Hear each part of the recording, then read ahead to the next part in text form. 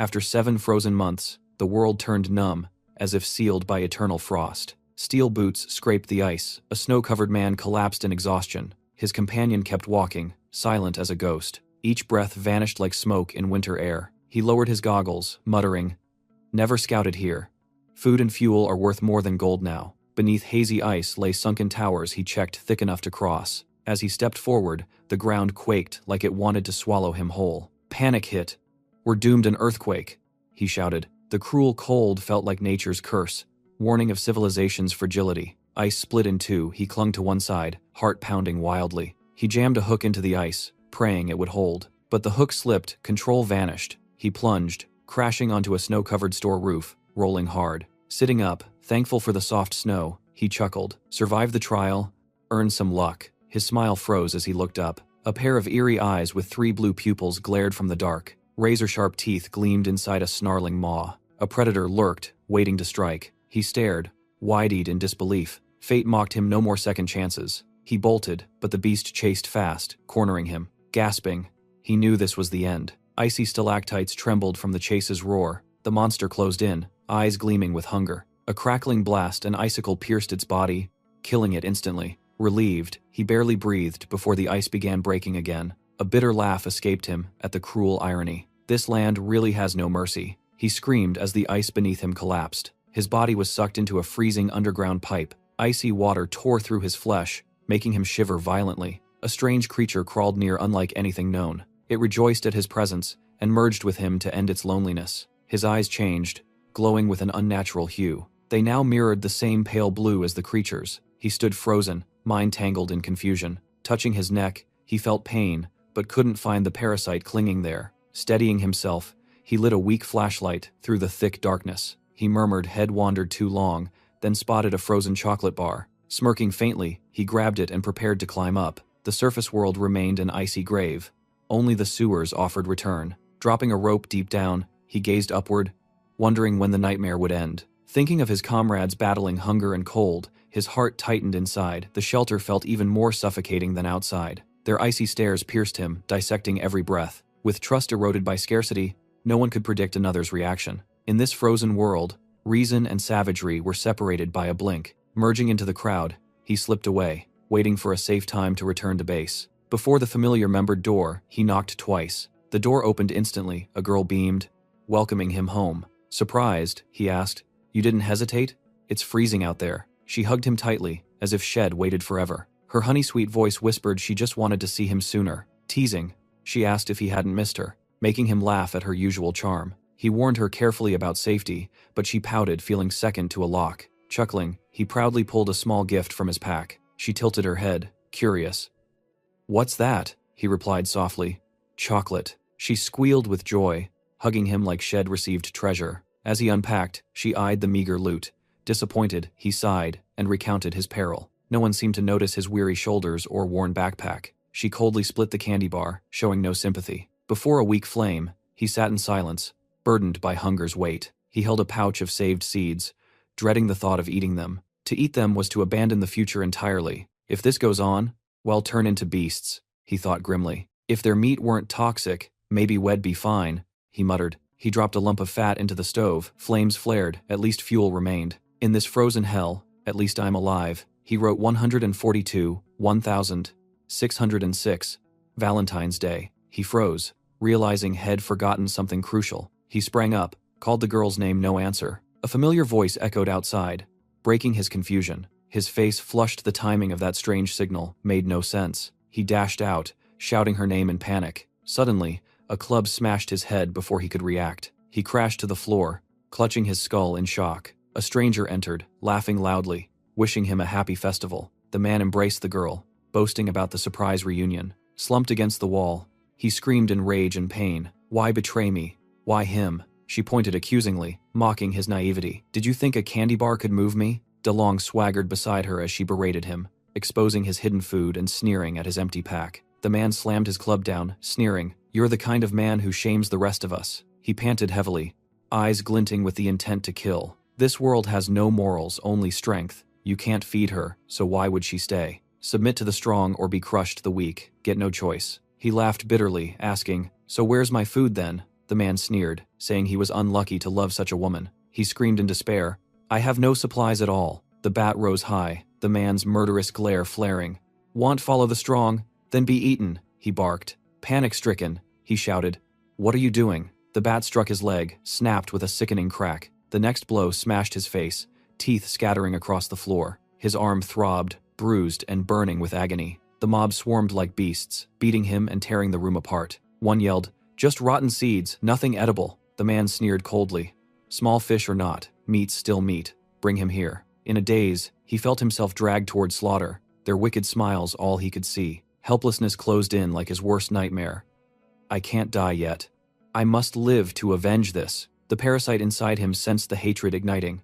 A chilling voice whispered, "Good, let me help you survive." In the quiet, dim light spread softly across the desk. He jolted awake, drenched in sweat, shouting his enemy's name. But the room was empty, only his breath echoed. Looking around, he froze unharmed, whole. What just happened? Outside, the city gleamed with lights and crowds as if disaster never came. But he knew within 2 days, it would all freeze forever. Night fell, the final lights flared. The countdown showed 1 day left. Powerful convoys rolled out from restricted zones under tight escort. In luxurious towers, parties blared, drowning out dread. In the slums, dark corners, black market trades quietly continued. The surface seemed calm, yet doom loomed unseen. One man stood silent, Mo, the only one who knew what was coming. Green auroras shimmered overhead, people snapped photos, unaware it marked the world's end. His phone buzzed violently, he frowned, who could be calling now? The name on the screen made his heart clench, Min, the traitor, reaching out again. The memory of her leaning on another man, saying coldly, "I just chose to survive," seared his mind. He snarled, "Fake woman, how could I ever love you?" His face darkened, he hit speaker, ready for battle. Her voice came, pretending casual. "You still up? Seen the aurora? Gorgeous?" "Huh?" She played sweet again before switching tone. "Send me money, I maxed my credit limit." Momo replied flatly, "We're done. Don't call again." Ignoring her protests, he hung up without hesitation. Without a blink, he deleted her contact eyes void of all emotion. He thought quietly, if fate gave me one more chance. His gaze hardened. Women like her deserve to be buried in ice. In Balukalin, Brooklyn, all was eerily calm. At 2358, day 146, Momo stood tense as wire, vowing not to repeat the tragedy. He scanned his memories, yes, same as before, and muttered, 28 hours left till the end begins. The cold would soon tear order apart, plunging humanity into chaos. With only an hour left, he listed essentials, food and weapons. He packed quietly, every motion wary, survival now mattered most. 2 cops appeared, eyeing him suspiciously. One muttered, "Looks shady. Wandering at this hour?" The other smirked, "Let me handle it." The fat officer stepped out, barking, "Freeze! Don't move!" Both drew guns, shouting, "Hands up now." Momo obeyed, but cursed inwardly. This area's gone mad, they think he's a thief. The blonde called dispatch, while the fat one demanded, "What's in your hand?" He answered calmly, "Just a phone, sir." He glanced at the clock, midnight. He gritted his teeth, no time to play games with fools. Still, he stayed cooperative, hoping for a quick end. The fat cop lectured the rookie, "Don't approach suspects till they're checked." "Got it?" The rookie trembled, asking, "What's in the bag?" "Take it out." He smiled faintly, removing his backpack. "I'm a delivery guy, just food." He reached in, pulling out an iPad with deliberate care. The rookie screamed, "Weapon!" He's got a weapon. Panic-stricken, he pulled the trigger. The bullet shot forth death in motion. Time froze. "Damn it, not like this," he thought. "A second chance? Wasted already?" "No. I refuse." His eyes widened, every nerve stretched to the limit. A strange blue glow burst from his body, shaking the air. The rookie screamed in terror. Momo suddenly saw the bullet's path, every frame in perfect slow motion. He twisted aside, dodging it by a hair. It wasn't illusion, it was real. Facing the shooter, he roared, "Idiot!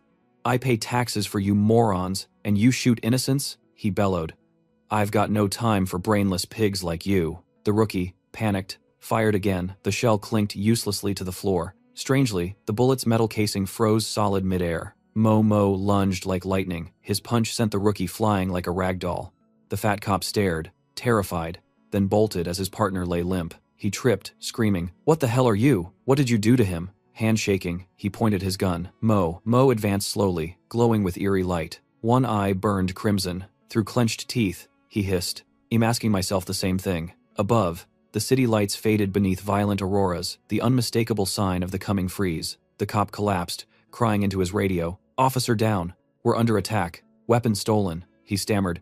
"Suspect, fleeing armed. Shaking," he muttered. "Today's cursed ghosts, I swear." Mo vanished into the alleys like a phantom drifting through the cold. He stopped before a familiar door, the place once called home. Stepping inside, he collapsed to the floor, utterly spent. He gasped for air, heart pounding like it would burst. Was that real? He wondered, dizzy. How did I do that? He eyed the gun, suspicion flickering. What if I try again? He aimed it at the mirror, facing his own reflection. Then, without hesitation, he pulled the trigger. A blue flash burst before his eyes. A strange energy surged. This power was real. He instantly shifted, touching the bullet before it hit the mirror. It rested in his palm. He grinned. Got it. Looking down, pale bone-like armor shimmered on his skin. I saw this before, tied to my power? He compared this speed rivaled a supersonic jet. He clenched the bullet, feeling raw strength pulse through his hand. A smirk curved his lips satisfied, though it wasn't destructive power. But in a dying world, being one step ahead was enough. Suddenly, loud knocking shattered the silence. He squinted. Who visits now? Frowning, he opened the door. His landlady stood there, anxious. She asked, Xiaomo, was that a gunshot just now? He scratched his head, stammering, TV noise. Ma'am. Remote's busted. She sighed in relief. Good. Heard. The nearby market got robbed. Scared me. She turned to leave. He called. Sorry for the trouble. Thanks for checking. She smiled kindly. Take care of yourself. Don't overwork. Momo slammed the door shut. The sound echoed like a gavel. Uneasiness lingered, he reminded himself. Focus on supplies first. Slumping to the floor, he recalled her words, the market nearby. Could be my chance. He smirked, eyes gleaming slyly. Time to stock up. Scene cut inside the market.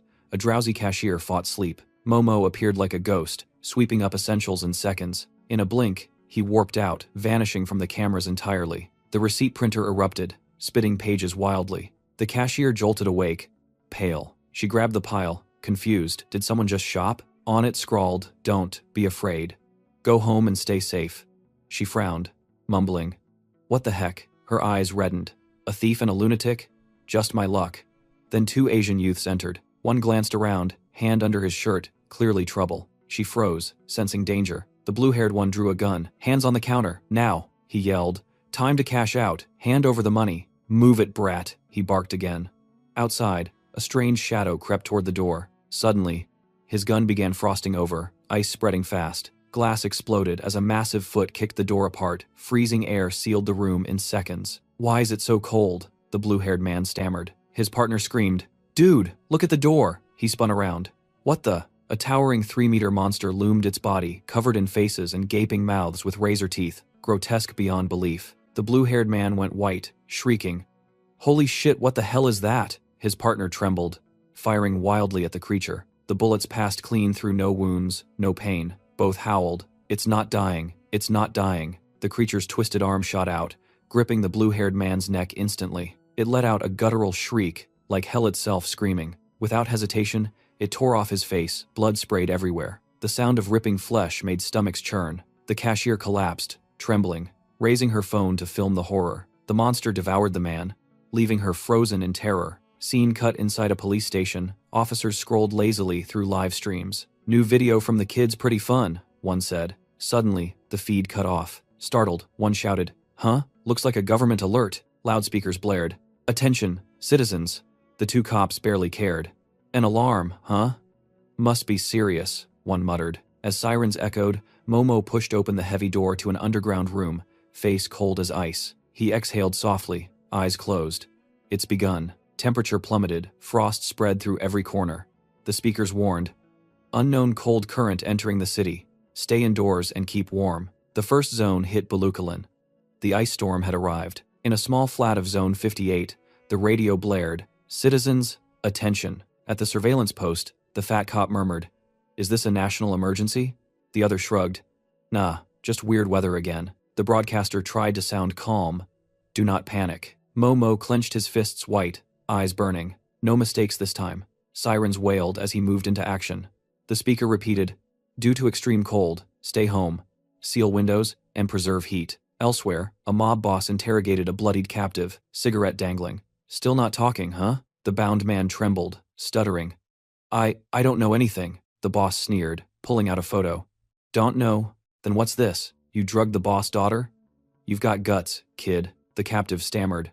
"I swear I didn't know." The boss' eyes darkened. He drew a knife slowly. "Trash like you better pray." He pinned the man's hand to the table, gaze cold as steel. The blade flashed in the dim room. Blood splattered like crimson rain. He calmly gathered his trophies, arranging severed fingers in a box like rare collectibles. 5, 6, perfect, he muttered. Brushing off his hands, he said coldly, "Burn the evidence." "No furnace here?" he ordered flatly. "Throw him in." The captive, bagged like garbage, was dragged toward the incinerator. A thug smirked. "Bon voyage." One grumbled, "Old furnace like this might explode if we toss a body in."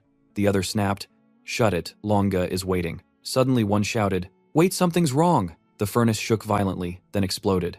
A thug was hurled like a sack. Others rushed to help, pale. "Damn it, you're cursed." Meanwhile, Momo was hard at work finishing his homemade equipment in the shelter. He leaned back, exhaling. The hydroponic system was complete. Looking around the supply-packed room, he murmured, "Good start, but not enough for long-term survival." Gazing at the aurora outside, he knew without growing food, no one would live through this. The clock read 141 a.m. The glacial system had run for an hour. Momo muttered, "Need to hurry." No time for hesitation. Each passing second drained life away. A sudden, frantic knock echoed. He frowned.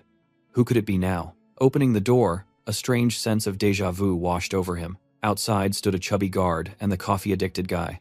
"Mr. Lin, sorry to bother you." Momo narrowed his eyes. "What's the emergency?" "Radio says the temperature's dropping fast, and the heating's out." He frowned. "Since when?" The man nodded. "We thought residents should know." He recalled same as last week, when the failure crashed the whole system. Clenching his fist, eyes blazing, he said, "Take me there, I can fix it." The guard brightened. "Really? That's great." Door 408 closed behind them, leaving only urgency. As he turned toward the furnace hall, an older man blocked him. "Mr. Lin, where to?" He frowned. "Isn't the heater that way?" Old Du shook his head, leading them down to the basement incinerator. Momo halted. Something felt off. It didn't match Mrs. Fang's account. He followed the two guards, unsure if his memory betrayed him. The basement's biting cold made one guard grumble. Old Du asked for help while Momo scanned the fog-filled room. He checked the furnace, murmuring, "Everything looks fine." Suddenly, his hand brushed a slick, icy liquid. Alarm bells rang. One guard noticed his tense face. Unaware death crept from behind. A monster struck, blowing the guard's head apart in a gore-filled blast, dragging the corpse away. It devoured the body whole. Old Du screamed in horror. Momo glared at the creature as his body glowed with strange light. He activated his power, yanking Old Du clear in a flash. The beast's attack missed by inches. Momo gasped, shaken but alive. He spotted the open emergency door. Hope flared, but the creature charged, roaring thunder behind him. He froze. Its speed matched his own. It lunged, jaws gaping to swallow them both. He realized carrying Old Du was slowing him down. With no choice, he decided to let the man go. He hurled Old Du toward the exit, ensuring his safety. That door was the only path to survival. Old Du rolled out, terrified and trembling. Thankfully, Momo had thrown him in time, saving his life by a hair. Turning back, Momo's face tightened as the beast closed in. It slammed the ground, shaking the room with flying debris. His breath crystallized in the freezing haze. The creature mumbled something eerie, eyes bulging grotesquely. He noticed its speed dropped when Old Du was farther away. Analyzing quickly, he recalled it caught him only while he carried the man. But once he let go, his speed surged. Its power seemed limited by proximity. The monster roared again, its regenerating fingers stretching forward. Momo suspects the power limit is tied to Mr. Du, not the pale man. He recalls that after he let go, Mr. Du emitted a power similar to his own. He wonders if there's a hidden link and starts examining the floor. An idea flashes in his mind when he spots the rubble. He finally grasps the secret that made humanity flee last week. Everything changed since he unconsciously picked up those stones. His lips curl. Even the weak can become the hunter now. He spins swiftly, channeling force into his palm. His eyes gleam with a blade-like chill. With a fierce throw, the stone spirals through the air and pierces the monster. He exhales, confirming his earlier theory was right. The scene proves his ability only triggers when an object carries special energy. When activated, even a pebble can hit like artillery. Suddenly, a faint blue light flickers in his gaze. A strange blue liquid seeps from holes on his face. He stares at his palm in shock. His blood has changed color. Terror takes over as his body begins to tremble violently. Agony crushes him. He collapses, vomiting blue fluid as if his body's imploding. His consciousness fades while staring at his trembling hands. Cold engulfs him, slicing deep into every cell. As he nears blackout,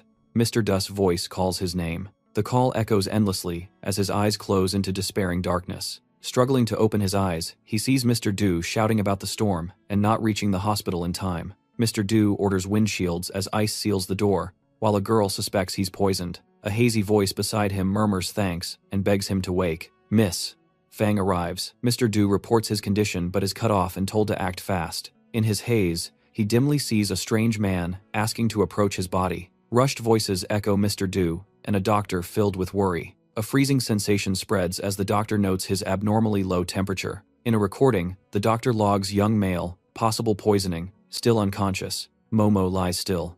Veins bulging, odd vital signs noted by the doctor. The female doctor stares in disbelief, unable to explain it. Examining his blood, she's intrigued by something unprecedented. Before centrifuging, it looked normal, but afterward it split into a bizarre blue layer. She glances at the bed, thinking she'll need time to decode this strange blood. Looking closer, she mistakes his veins for normal, then spots signs of a mutative allergy. Suddenly, Momo's eyes snap open. He stares blankly at the ceiling, then struggles upright with a bursting headache. Turning to the doctor, he stammers for her name and is warned not to move. She lights a cigarette, laughing carelessly like nothing matters. She admits she's an unlicensed doctor, hiding her identity for personal reasons. With a teasing smirk, she calls herself Dr. Chu for convenience. She leans closer, eyes curious as if mapping every inch of his body. Sitting beside him, she deliberately blows smoke in his face and presses him about the basement incident. Her face gleams with excitement, like finding a rare toy. Meanwhile, Brooklyn is buried under ice as a brutal blizzard rages. Dr. Chu cites medical data,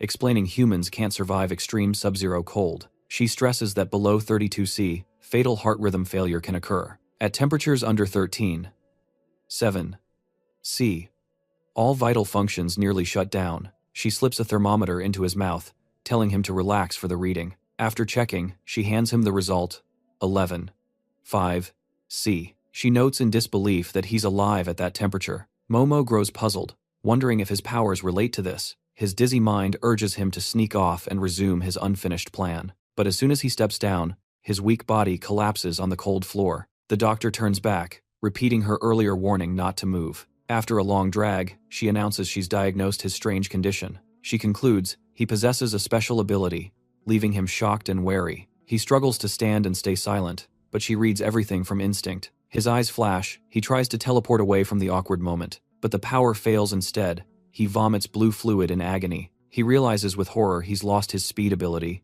confusion flooding him. He glances at the clock, 2:52 p.m., and memories from last week return. A strange man suddenly appears, walking toward them. With an icy tone, he orders his men to stay silent after meeting Dr. Chu. Two subordinates ring the doorbell while he observes from afar. The chime startles both Momo and Dr. Chu into alertness. Hez bewildered, not grasping what's happening. Dr. Chu, seemingly expecting this, grits her teeth and inhales sharply. She turns to Momo, urgently telling him to raise his hand and get ready. Hesitant but obedient, he follows, still wondering who's outside. Before he can ask, she sternly commands silence and compliance. She places a hand on his face, ordering him to obey if he wants to live. She insists he must keep his eyes shut and stay still no matter what. Then she walks to the door and presses the open button. The door swings open. La Dalong stands there, calm and courteous. Dr. Chu stays cold and formal, polite despite her dislike. He requests to come in, and she allows it indifferently. She bluntly asks his purpose. La Dalong approaches the bed, saying he seeks the patient in room 409.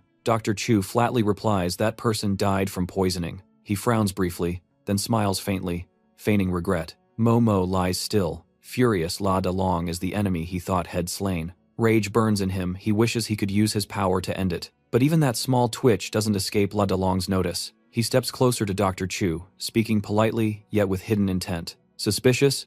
He demands a check since he just saw signs of life. Dr. Chu instantly retorts, her voice icy. The dead stay dead. La Dalong draws a knife, a wicked grin, exposing his intent to expose her lie. He raises the blade, aiming to stab the man faking death on the bed. Unable to hold back, Dr. Chu grits her teeth and yells. She lunges forward, slapping him hard across the face, leaving a red mark. She snaps, asking if he's questioning her professional integrity. His two henchmen roar in anger, ready to strike back, but La Dalong raises a hand, ordering them to stop and stay calm. He switches to a sugary tone, apologizing with fake sincerity. Lighting a cigarette, he regains his composed demeanor. He exhales smoke toward her, praising her for saving lives. Patting her shoulder, he feigns friendliness and apologizes for earlier. Then he leans close, whispering a threat never forget who backs her in this shabby clinic. Before leaving, he glances back with menace, making Dr. Chu mutter in irritation. The door slams shut, echoing with his fading footsteps. She turns to Momo, softly informing him the man is gone.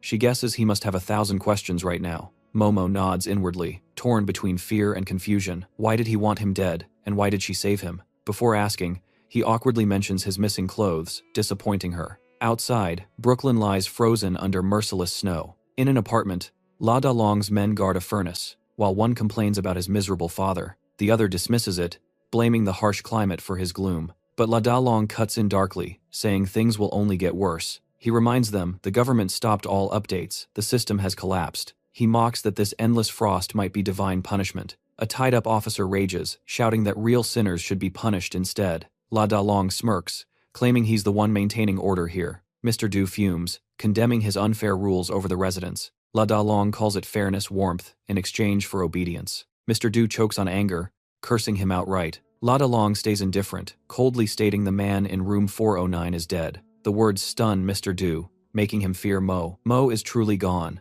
Inside, Momo wobbles while dressing, cursing his weakness for struggling even with clothes. Meeting Dr. Chu, he urgently asks questions. She responds with one about his coma duration. Momo honestly says 26 hours, but she tells him it's actually day 217. He freezes 6 whole days have passed, and much must be changed. She explains La Dalong now controls all heating, forcing residents to trade supplies. She shrugs, saying going outside is suicide, yet people still risk it. In Momo's mind, La Dalong's vile face burns a beast hell never forgive. He clenches his fists, restraining rage, then asks if there's a way to recover. She smiles faintly, as if waiting for that question all along. She replies there is, but only if he accepts her terms nothing's free. Exhaling smoke, she asks slyly, "So, do you accept the deal?" Momo agrees instantly, as long as it's within his ability. Dr. Chu steps closer, lifts his chin, and says she wants exclusive rights to study him as a living specimen. She smiles mysteriously, reminding him he's a fascinating case. Without hesitation, Momo accepts the deal. She reveals his blood contains an unidentified special substance. It absorbs radiant heat and converts it into energy, activating when the body lacks warmth. Simply put, he's hungry, he just needs enough energy intake to stabilize. Dr. Chu confirms it but notes food supplies are scarce. Momo nods calmly, saying he has his own plan. Bundled up, he sneaks back to the building where Head stored supplies. He creeps through hallways, avoiding eyes just needs to make it home. As the door opens, relief floods through him, but looking around, he's shocked everything inside is frozen solid white. He mutters, suspecting the heating's been cut, turning his room into a giant freezer. Stomping through the frost, he curses La Dalong for such cruelty. He finally finds his stash of supplies, the highest energy food chocolate. Seeing it, memories of his lover flicker, making him frown. Shaking it off, he devours the bars to regain calories, yet his body shows no change, so he keeps eating more. He continues until a strange sensation stirs within. A voice in his mind urges more energy, his body losing control as he eats into delirium. Suddenly, the door bursts open, a group enters, finding it unlocked. They gape at the stockpile, surprised no fingerprint cut was needed to open it. Momo has transformed, grinning with murderous intent. They shout in alarm, but he only smiles coldly. No longer himself. Elsewhere, Dr. Chu finishes analyzing his biological data. Murmuring to herself, she notes an unprecedented biological reversal. She jolts, realizing the danger of excessive sugar intake. A memory from 72 hours ago flashes shed seen a pool of strange blue liquid near the furnace. She revisits the scene, finding a weird tissue mass and immediately grows suspicious. Without delay, she collects a sample, excitement rising as she studies it. Rechecking the system, she sees the surveillance cameras still active. She calmly decides to access the security room for data review. Suddenly, the government broadcast echoes through the frozen complex. The voice urges all residents to pay attention. They're told to ration supplies as life inside grows more desperate. Mr. Du is beaten unconscious by La Dalong's men and dragged away. One thug grumbles about the old man's stubbornness, the other recalls their boss' warning. La Dalong declares a heat tax to be collected from every tenant. Many think Mr.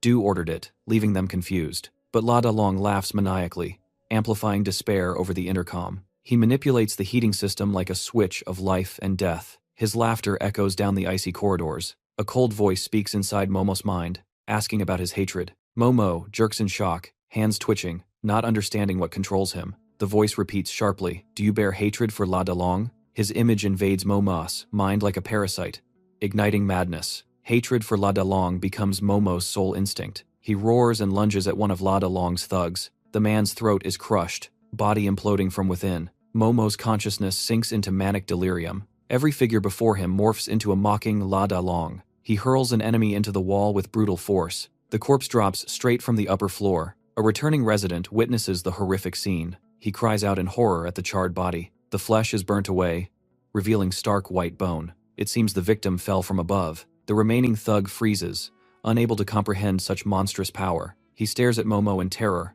asking if he's even human. A crimson aura glows around Momo like a ghostly aurora. Realizing there's no escape, the thug charges desperately. Momo grins grotesquely. Humanity gone. To him, the foe is just another face of La Dalong. He dodges strikes faster than the eye can follow. The thug panics, unable to land a hit. Momo even waves mockingly, dripping disdain. The man attacks again only to rush into his own death. The next attempt ends the same way. In Momo's mind, the screaming enemy is La Dalong, fueling his fury. He stands still, eyes cold, replying to the provocation in silence. The thug gathers his strength for one last charge. Momo blinks and the man dies instantly, vanishing mid-motion. At that moment, a voice calls from the doorway. "Don't be fooled by appearances," it warns. Momo turns and freezes when he sees Ming has transformed. His former lover now aims a gun at him. A shot rings out, piercing him, but the pain is illusionary. In reality, Dr. Chu appears, gently telling her it's just Izolin. Momo's body weakens, collapsing like rotten wood.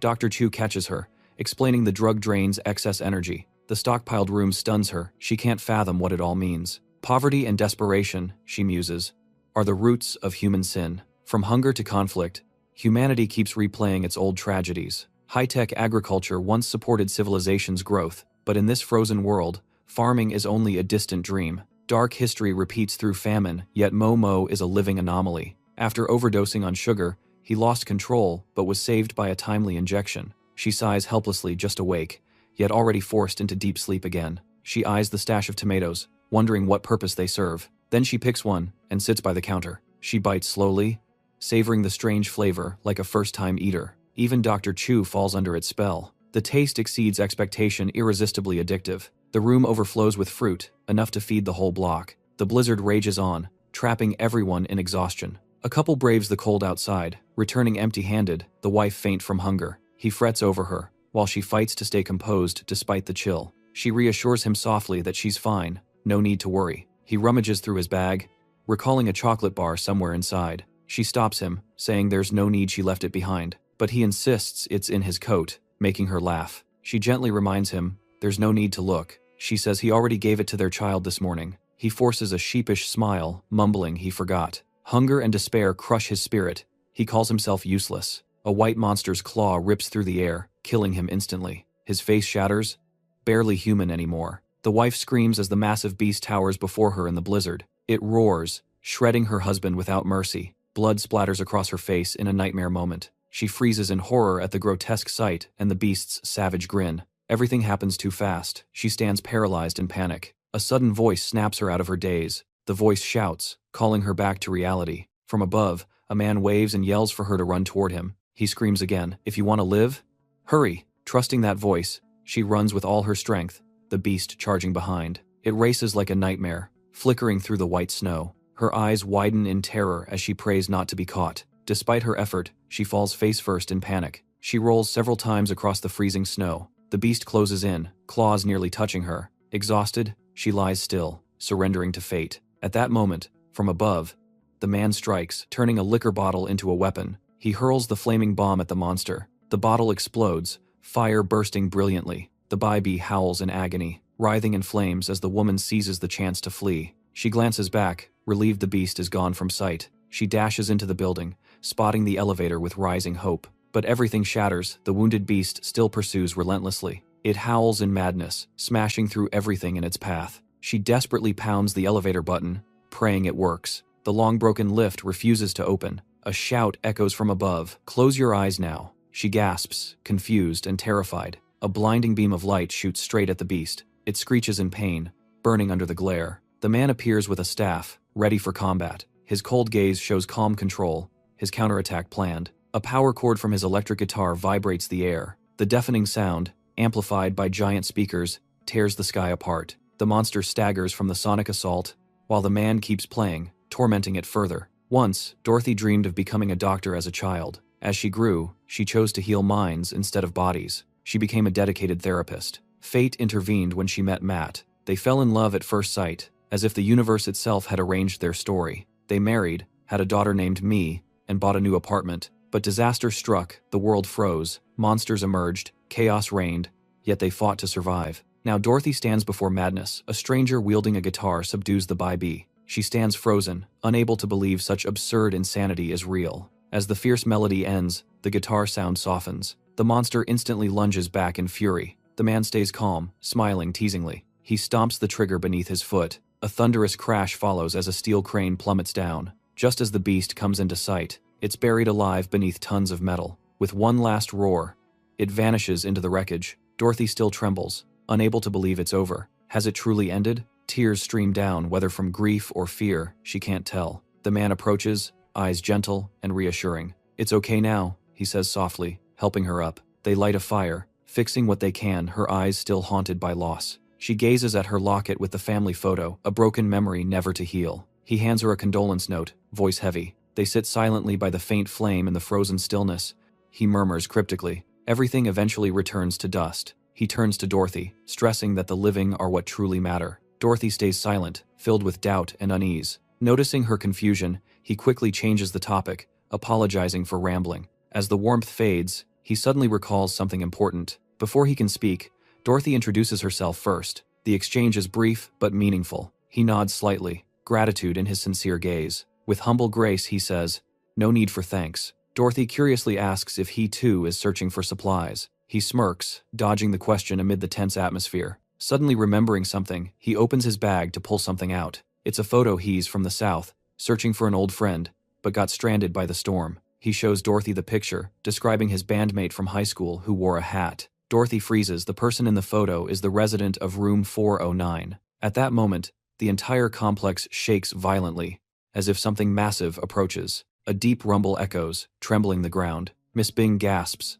asking what that gigantic thing is. The snow crushes under colossal steps. A horde of Bi-Bi draws near. Leading them is a massive, deformed queen, slow but terrifying, moving toward the building. Everyone falls into despair. Their advance points straight at humanity's final refuge. Miss Bing clenches her fists, eyes wide with dread. Elsewhere, Momo slowly awakens, mind still spinning. He sees Dr. Chu focused on equipment, unaware he's awake. Turning back, she announces the installation is complete, leaving Momo confused. He looks down to find his body wired with devices and a strange collar on his neck. Dr. Chu explains, the collar has ancient origins, its meaning evolving over time. From symbol of slavery to tool of control, the collar has worn many meanings, and now, it might even serve recreational purposes. Seeing Momo's wary look, she quickly assures him it's not what he thinks. Momo frowns, annoyed by the odd implication. He snaps that he agreed to be a test subject, not part of some game. Dr. Chu cuts in, insisting it's just a basic biomonitor. She touches his shoulder, reminding him about what's inside his body. Then she whispers that its heat-absorbing ability isn't that simple. She reveals the bracelets for testing a scientific hypothesis of hers. When blood sugar spikes, the ring changes color from blue to pink. Momo snaps, demanding what the other state actually means. She smiles, mysteriously, asking if he remembers what just happened. Momo blanks out, mind wiped clean. He stammers, sweating, unable to recall a thing. Seeing his panic, Dr. Chu soothes him gently. She says it's fine, he forgot, they just need to clarify the event. Her eyes gleam with scientific thrill, treating the ring as their joint work. Momo watches her leave, feeling utterly led by her. Curiosity burns within him. He wants to know what truly happened. His gaze hardens. He vows to reclaim control one day. He silently promises to switch roles with her someday. Suddenly, Dr. Chu activates the device without warning. His body convulses violently, clueless what's going on. He panics as thick sugar solution is pumped into him. His blood sugar spikes, and the ring flashes pink instantly. He grits his teeth, furious at her bizarre experiment. She scribbles notes, then approaches as if recalling something. Her unpredictable move makes him deeply uneasy. She places a potted plant before him, eyes oddly gleaming. He feels irresistibly drawn to the plant. His vision blurs as excess sugar floods his system. A crimson light bursts from him, followed by a furious roar. Then, an unfamiliar voice praises that feeling. A shadow darts past, narrowly avoiding Dr. Chu. That figure halts in the pressure-filled space. It walks slowly, each step radiating power. It's Momo's voice, but not him. It says he can finally see it now. He panics, unable to believe what he's seeing. Before him stands his duplicate, radiating dominance. He chokes out, asking if it's truly him. The absurdity makes him scream that it's an illusion, but the copy says Dr. Chu can't hear them now. Dr. Chu stands frozen, motionless like locked in place. He demands to know what it did to her. It smirks vaguely, admitting partial involvement. The evasive answer enrages him. He demands its identity. It claims the result was something they both created. It points to the potted plant. The strawberries he grew formed it. It pulls down its hood, revealing its true face. It believes once he sees, hell understand everything. Momo freezes, unable to grasp the meaning. Though human in form, its essence is a monster born of memories. He trembles, realizing it's the creature from that day. It nods firmly, confirming without hesitation. It confesses it's been linked to his body all along. His revival and strange powers all came from it. In human form, it extends a hand, inviting him to coexist. Elsewhere, the NSII National Security and Infrastructure still runs solo amid the chaos. NSII now stands as humanity's last fortress against extinction. A worker named Xiaola sighs, worried the network's still down. Her co-worker Barbara reminds her it's the 28th time she's asked in 2 days. Xiaola just shrugs, offering no comeback. She complains about lost connections, forcing manual data work, but Barbara's sick of hearing it. Barbara cuts her off, bluntly saying they're both dodging responsibility. She stands, urging Xiaola to finish the report,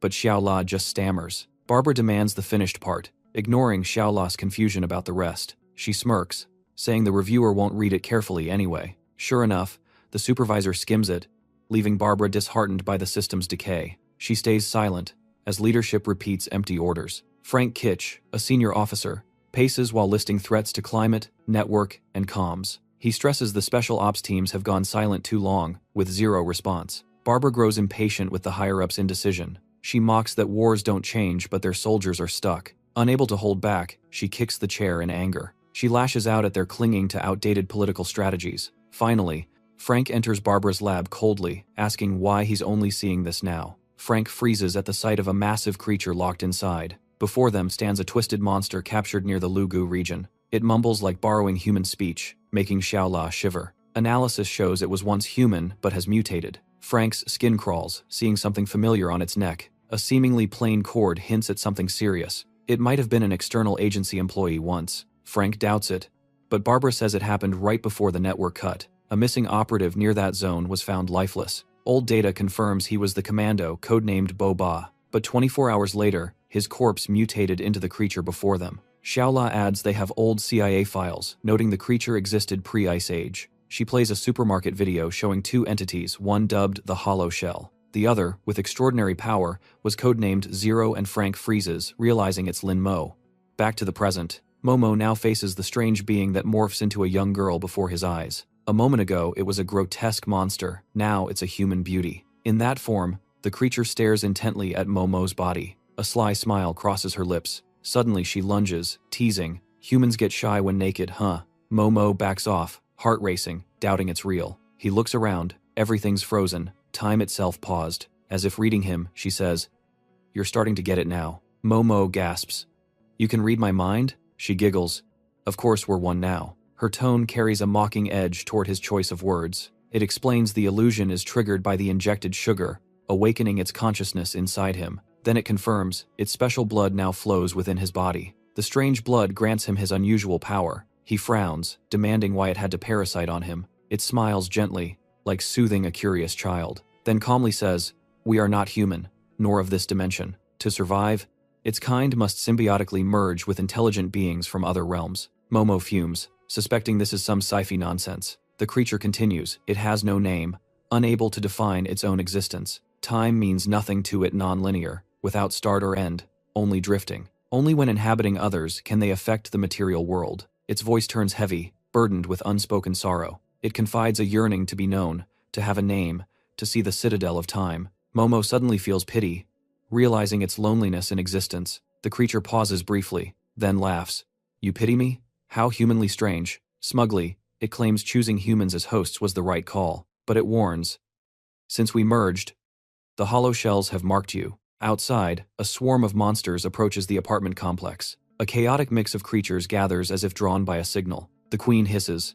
The sense right, it's here. The horde roars together, receiving its command. They surge forward without hesitation. All barriers rip apart under their mad assault. In the lab, Momo rages. Still unsure what hollow shell means, the creature only smiles mysteriously. Before vanishing, it says, "If you need me, come find me. You know how." A clap echoes through the air. It dissolves, and the room returns to normal. Test tubes fall, motion resumes, but outside, the nightmare continues. The catastrophe officially begins. The pale-skinned beasts flood into the apartment tower. They slaughter everyone mercilessly. Screams echo through every floor. Blood gushes, painting the floor crimson. Someone cries out in despair, the doors locked from within. Panicked residents struggle, but the sealed doors trap them inside. It means they're all locked in, waiting to die. At the incinerator where Old Dew is held, the beasts catch human scent. He peers out. What the hell is coming toward him? La Dalong's underlings are torn apart before his eyes in seconds. Old Dew watches their every move with cold focus. He realizes they're the same species as the red monster before. Exactly the same markings he's seen before. They seem to use human blood as their main nutrition source. Two pale beasts feast on blood. Unaware of his presence, he must escape. But the ropes are too tight and slick to break free easily. Still calm, he mutters. Time to use my old trick again. He grits his teeth and dislocates his wrist with a painful crack. That allows him to slip free from the bindings. His old wound trained him for dislocation, and now it pays off. He sneaks away, careful not to alert the two monsters. Yet he knows time is short, he must act now. His destination, the security room, hiding weapons in a safe. Luckily, the thieves who searched earlier ignored that area. But fortune fades, a white-hide beast has caught his scent. Hez now in deadly peril. Danger closing fast. In the lab, Dr. Chu inspects plants growing abnormally fast due to Momo. He snaps, "Can we open it now?" She calmly replies, "You can't use your power too long, it'll drain you badly." Momo fumes, insisting she's gathered enough data. So why not remove the device already? Suddenly, a loud noise above warns of impending disaster. Strange sounds echo outside the lab door. Dr. Chu frets. What's happening? While Momo senses danger, face turning pale, he mutters, "Could it be?" A white-hide beast bursts through the door into the room. It roars madly, radiating brutal energy. A familiar voice echoes in Momo's head, its hollow shell. Hez shocked, "You're still here?" But before he can finish, the entity cuts him off. It snaps. Not the time for dumb questions. The monster's targeting Dr. Chu. If he hesitates, shall die before his eyes. Momo grumbles.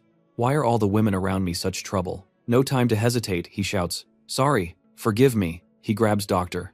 Chu and uses superhuman speed to dodge, making the white-hide crash into the lab table. He gently sets Dr. Chu down in a corner. Worried, he asks, "Hey, are you okay?" She's still dizzy, showing a rare moment of confusion, but quickly regains calm, noting, "At this close range, I can clearly feel your power. It's quite fascinating." Momo gently pushes her into a safe zone. She asks about the strange creature. He admits he's unsure, only that it's dangerous. He turns toward Dr. Chu. He declares, "Hell, handle the enemy himself." She frowns, warning him to be careful using his power. He agrees. He says there's something he's wanted to tell her. "Your methods are weird, but they've helped me a lot." She's slightly surprised by the unexpected thanks, then smiles, teasing him for choosing such a bad time to say it. Momo smirks, saying he'll thank her properly after the fight. He promises gratitude once the mission's done. Suddenly, a whole horde of monsters appears, attacking as a pack. Momo realizes they're moving in coordination. One beast is easy, but a pack puts him at a disadvantage. Dr. Chu jokes about his thank you. He replies, "Shall have to wait."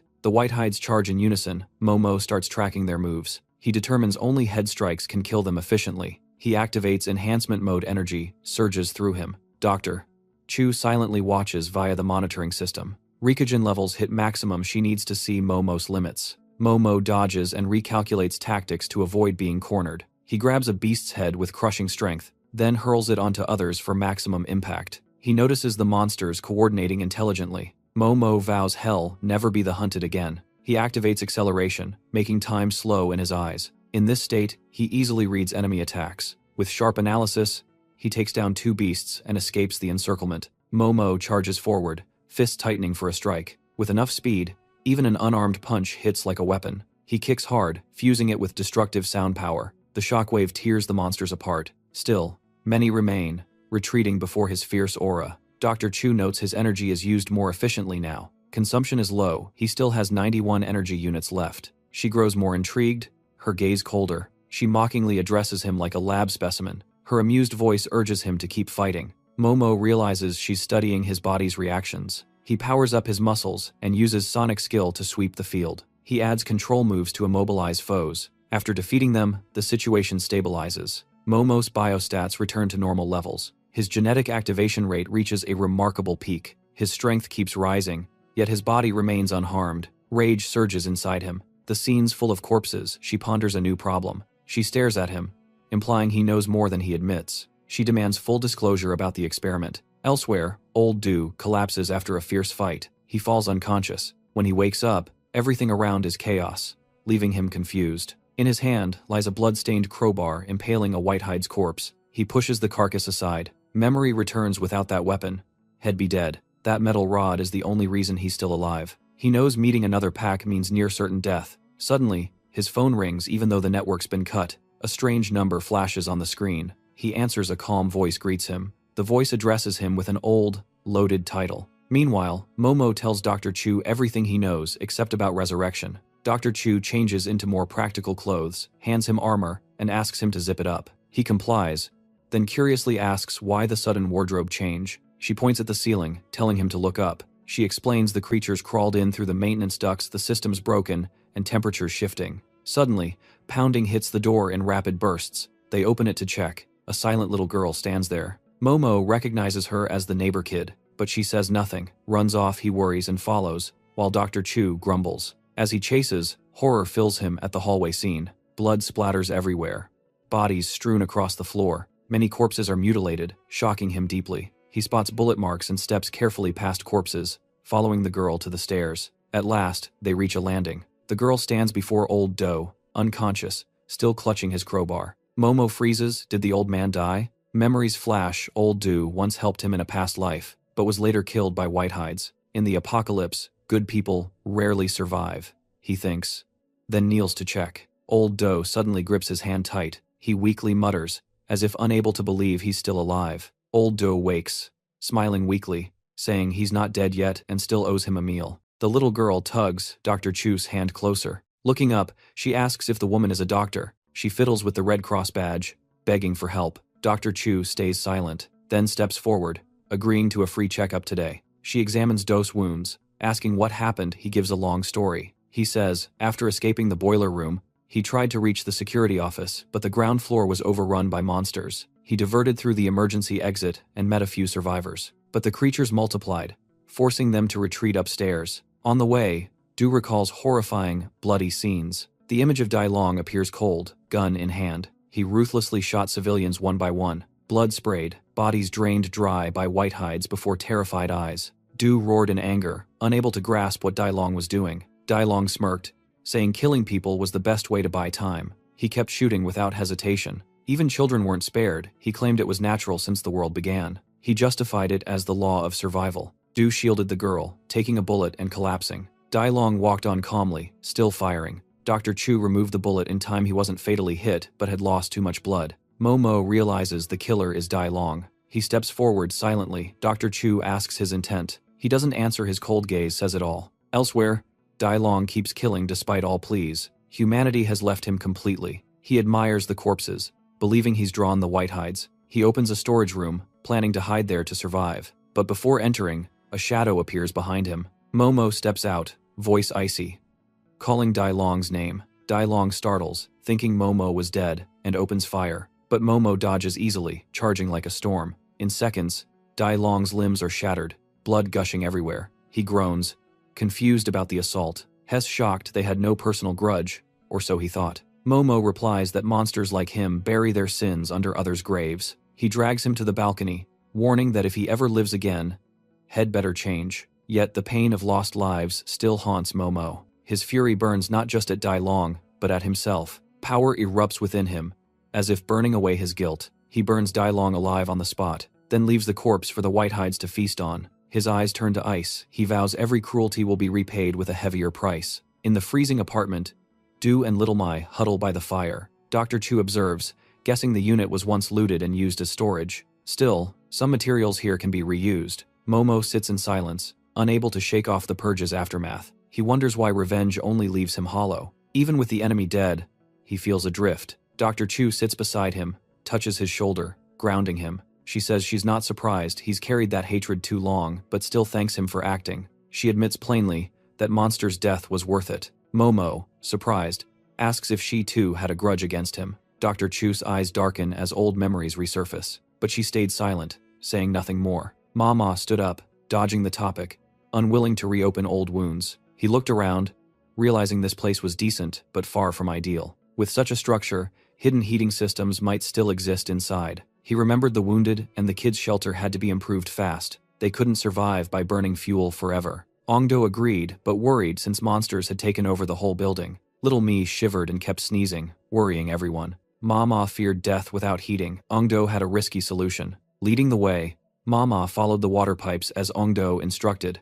They entered a secret passage Ongdo found back when he was a maintenance worker. A scene of death suddenly unfolded before him. Piles of corpses, human and monster, made it gruesome to behold. The air was tense. A fierce battle had clearly happened here. A strange noise came from the door, putting him on alert. He suspected it might be another Bai Pai. But no, it was Dr. Zhu, bursting into the room. She crashed right into him. They both fell, with him pinned beneath her. He reacted. She coolly called him a test subject, leaving him speechless. She pressed a finger to his lips, signaling silence. Something lurked nearby. A chill drifted through the air like a ghostly breath. They backed into the shadows to avoid detection. She whispered, asking what creature it was. Mama shook his head, asking why she came. She said Lao Chao hadn't finished explaining, but it was something important. To open the way to the boiler room, 2 skilled technicians were needed, and with Mama nearly exhausted, going alone was suicide. Before she could finish, the creature drew closer. Mama saw it clearly. It wasn't a Bai Pi, his strength fading. He recalled Ongdo's words about human blood drained into the pipes. He wondered where that blood was being sent.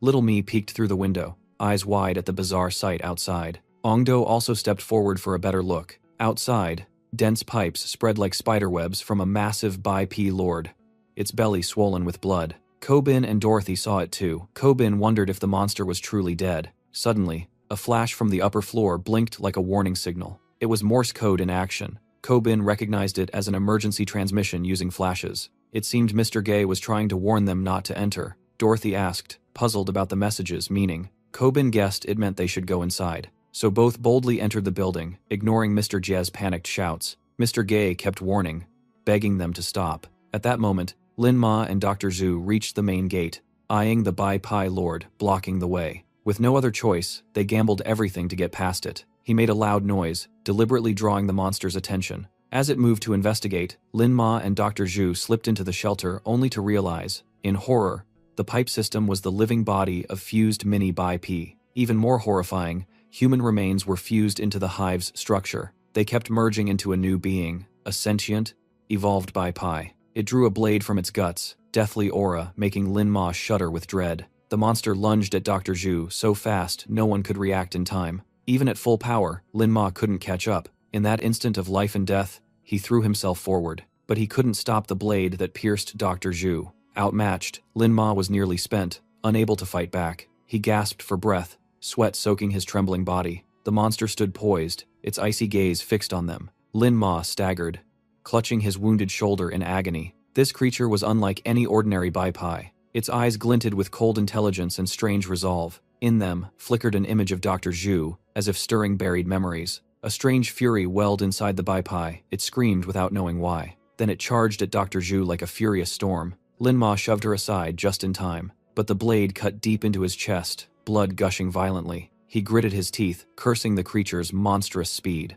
Once more, he forced out the last of his strength. Facing that killing aura, Lin Ma stood again, terrified yet defiant before death. The thought of dying again filled him with rage. At that moment, the entity within spoke, voice cold as steel, urging him to flee. It invoked survival instinct, the law of those who endure. This world is a cruel stage, it said. Mercy has no place. Whether you or that woman, none are exceptions. But Lin Ma answered, voice shaking yet firm. He refused to run. If he fled, he'd be no better than La Dai Long, the traitor of humanity. He argued not out of kindness, but because humans still have choice and dignity. The entity replied coolly, challenging his belief. He insisted, if it lived within him, it must feel that truth too. Clutching his chest, his burning heart and sorrow proved his humanity. He spoke of evolution. When the first humans learned to lift each other, civilization began. His eyes blazed with no retreat left. He had only one path forward. He pressed his hand to his chest, drawing a cross of blood and energy. Blue veins glowed with unyielding will. His belt flared, energy surging like a roaring torrent. Sensing danger, the Bai-Pi countered, unleashing twin X-shaped slashes. To Dr. Zhu, Lin Ma no longer looked human. He had transformed into a Bai-Pi form, leaving her stunned, speechless. Overwhelmed, she couldn't utter a single word. Lin Ma's body turned pale white, brimming with power beyond mortal limits. He faced the evolved monster head-on. The Bai-Pi roared, claiming to be the true form, but Lin Ma's energy completely overpowered it. The entity inside laughed darkly, admitting Lin Ma was nearing the source of true power. Without hesitation, Lin Ma charged forward, landing a devastating punch that forced the enemy back. He followed with a jaw-cracking strike, giving it no chance to counter each blow lethal. But it still wasn't fast or strong enough. He roared like a beast. Dr. Zhu watched through her device, stunned by his near-infinite energy. She stared in doubt, questioning the true nature of that power. The Bai-Pi attacked suddenly. Lin Ma blocked, saying though their origins were the same, their strength differed. He admitted the similarity made fighting it extremely hard. Even so, he dodged with lightning speed, avoiding fatal blows, then countered with a punch that sent the creature reeling. He realized acceleration was the key to his strength. If used right, he could completely overturn the battle. Suddenly, the Bai-Pi shifted target, rushing toward Dr. Zhu at blinding speed. She screamed in terror as the blade neared. Lin Ma roared, commanding it to stop, his voice echoing through the chamber. He slammed his fist into the ground, cracking the floor open. The monster leapt high to dodge the shockwave. The blade halted just inches from Dr. Zhu's forehead, the world frozen still. Lin Ma seized the moment, dashing in like thunder. His eyes burned with unshakable resolve. He swore to wipe out every threat. His flurry of attacks was so fast they blurred into afterimages. A single, mighty punch to the creature's gut made it explode violently. Dr. Zhu crouched in a corner, still trembling in shock. Returning to human form, he offered her a hand, gently saying there were more urgent matters ahead. On the screen, the temperature rose to 26°C proof. The heating system was online. Lao Chao and little Maggie cheered with joy, warmth finally returning. But Maggie suddenly burst into tears, missing her mother. A noise came from the door. Lao Chao flinched. Maggie clung to him in fear. They feared it might be another Bai-Pi approaching, but a familiar voice called from outside. Lao Chao, we're back. Lin Ma and Dr. Zhu stepped in. Lao Chao shouted their names in relief and lingering fear. The two exchanged puzzled glances. Dr. Zhu smiled softly, warning him not to get too excited or reopen his stitches. Lao Chao pointed at the heater pipe, trembling, saying he heard strange noises, maybe a Bai-Pi. Lin Ma looked up, face tightening at the odd sound. He wondered if the system was just too old. He calmly assured them it might just be an illusion, since the Bai-Pi had been drained below. But then the heating pipe suddenly collapsed. A massive chunk of metal crashed down where Lin Ma and Lao Chao stood. From the wreckage, a strange figure emerged, putting both instantly on guard. They readied to fight. Lao Chao shouted that he was right, while Lin Ma feared the Bai-Pi had evolved into blood crafters. Suddenly, Maggie screamed, "Mom!" From the debris stepped Dorothy Perrette and Ko Bin panting. Realizing it was a heat duct, not ventilation, Dorothy gasped, calling her daughter's name. Maggie quickly recounted everything in her innocent voice. Monsters, the blonde uncle, and the neighbor who saved Uncle Gales, leaving everyone stunned. Then Ko Bin screamed Lin Ma's name. Lin Ma turned in surprise, utterly confused. Ko Bin suddenly hugged him tightly, begging him to let her go. She mentioned old memories, scolding him in a strangely affectionate tone. Ko Bin said she'd crossed the continent to find him. It wasn't easy to get here. Lin Ma froze, eyes wide, baffled that this person claimed to know him. Losing control, he punched Ko Bin in the face, shouting that they had no connection. Ko Bin clutched her cheek, muttering in shock that even her dad never hit her, then called him by an old nickname. Lin Ma hesitated, suspicion rising. Could his past have changed along with the future when he revived? Ko Bin suddenly grabbed his hand, shouting about their promise to start a band, recalling every detail. Maggie asked if that was his friend. Dorothy smiled, saying maybe, while Lin Ma snapped and pulled away. He grumbled inwardly, wondering who this annoying blonde was. Fuzzy memories stirred, confusing him between present and altered past. He called out to the entity within, seeking answers. But this time, no response, frustrating him, since she used to appear first. She never cared for anyone but herself. Dr. Zhou cut him off, saying this wasn't the time for nostalgia. Lin Ma argued he didn't know Ko Bin, while Ko Bin got angry, and Dr. Zhou warned of imminent danger. The group all turned toward the window. A massive female Bai-Pi dominated the space outside. Dr. Zhou stressed the new threat, even though the heating was fixed. The smaller Bai-Pi might be its offspring. With blood crafters feeding them, she warned they'd soon overrun the place. If not stopped, the entire zone would be consumed. Lin Ma analyzed that the real threat came from those wielding heavy weapons. He insisted he had the power to handle it, but Dr. Zhou disagreed. After using the black kill mode, Lin Ma's signal light turned green brighter than before. He pondered the meaning of black kill and asked Dr. Zhou about the energy needed to sustain it. She confirmed it drained enormous power, warning that he was now their only hope. Lin Ma's thoughts raced as he searched for ways to keep fighting without thermal support. An idea flashed. He turned sharply toward the doctor. He asked about leftover materials. She pointed to the corner, puzzled.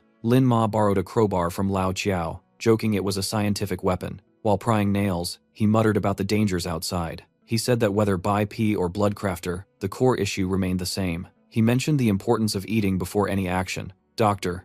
Zhou burst out laughing, realizing he meant to use the hydroponic grow box. She admired his odd logic. Lin Ma claimed that was the advantage of a simple man. He emphasized that food shortage would worsen as more people gathered. He knew hunger would cripple everyone's ability to act. Dr. Zhou asked about his next plan after hearing him out. She warned the hydroponic box couldn't create food from thin air. Lin Ma's gaze sharpened suddenly. He noticed the corpses from this floor had vanished without a trace. Recalling earlier events, he suspected the Bai Pai had collected bodies under someone's command. This proved the Bloodcrafters were rising. They had to act fast. He considered using Black Kill to wipe the threat out completely. Priority now was fixing the heat and food supply issues. Suddenly, Ko Bin appeared, teasing him about his old nickname. Lin Ma was startled, wondering why Ko Bin had followed him here. Ko Bin sneered, thinking Lin Ma looked down on her because of their differences now. She added bitterly that she wasn't worth his concern. Lin Ma just sighed in silence. Ko Bin kept acting close, begging him not to drift apart again. She tilted her head, asking why he stayed silent, startling Lin Ma. A Bai Pai suddenly emerged from the dark, the same one they'd faced before. Under a rain-soaked bridge, a child named C.I.N. crouched, shivering from cold. In the shadows, he spotted something that looked like a sprouting plant. He chatted with a little rat named Jerry, both hiding and running from danger. But Jerry soon scurried away, leaving Sin shouting after him in despair. A memory of Cin's childhood huddled under the bridge until a friend appeared. The friend approached, patting his shoulder, teasing him for hiding here again. He joked about how many times Cin had been kicked out this month. Cin grinned brightly and replied with something cryptic, like song lyrics. He pointed at the rotten bridge above, joking it wasn't the best hiding spot. He muttered gloomily that those words sounded harsh. The friend extended a hand, silently offering help. With a warm grin, he urged Cin to stand up and stop being alone. Cin finally took his hand, whining it wasn't his choice. His friend burst out laughing. Back to reality.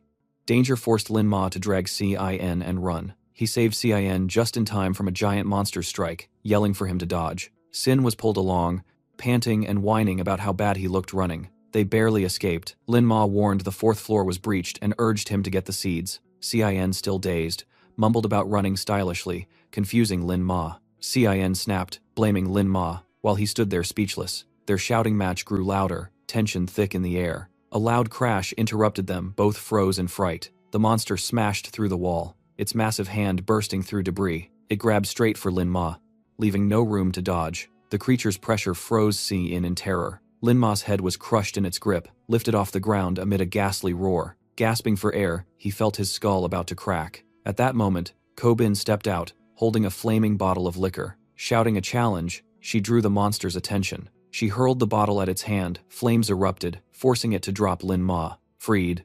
Lin Ma fell straight into a pool of Bloodcrafter slime and was instantly pulled under. He realized he was being swallowed by the horrifying red fluid. Struggling fiercely, he couldn't break free from the living membrane. Chilling noises echoed from the tightening Bloodcrafter mass. His vision blurred. He could only curse his helplessness. In despair, he wondered if this was truly the end. But suddenly, he opened his eyes. He was still alive. Around him was a completely unfamiliar place, filling him with unease. He looked around, trying to grasp where he was and why. His gaze froze on a spot ahead. A woman bound in chains appeared, not clear if human or monster. He stared, wondering if she was still alive. Suddenly, the woman opened her eyes, staring at him coldly enough to chill his spine. He stumbled back in panic, heart pounding wildly. Slipping on the wet ground, he lost his balance. In that instant, the scene shifted again, dragging him into another space. Dizzy, he no longer knew where he was. Two laughing children stood before him, playing happily together. He froze, recognizing the curly-haired one. It was himself as a child.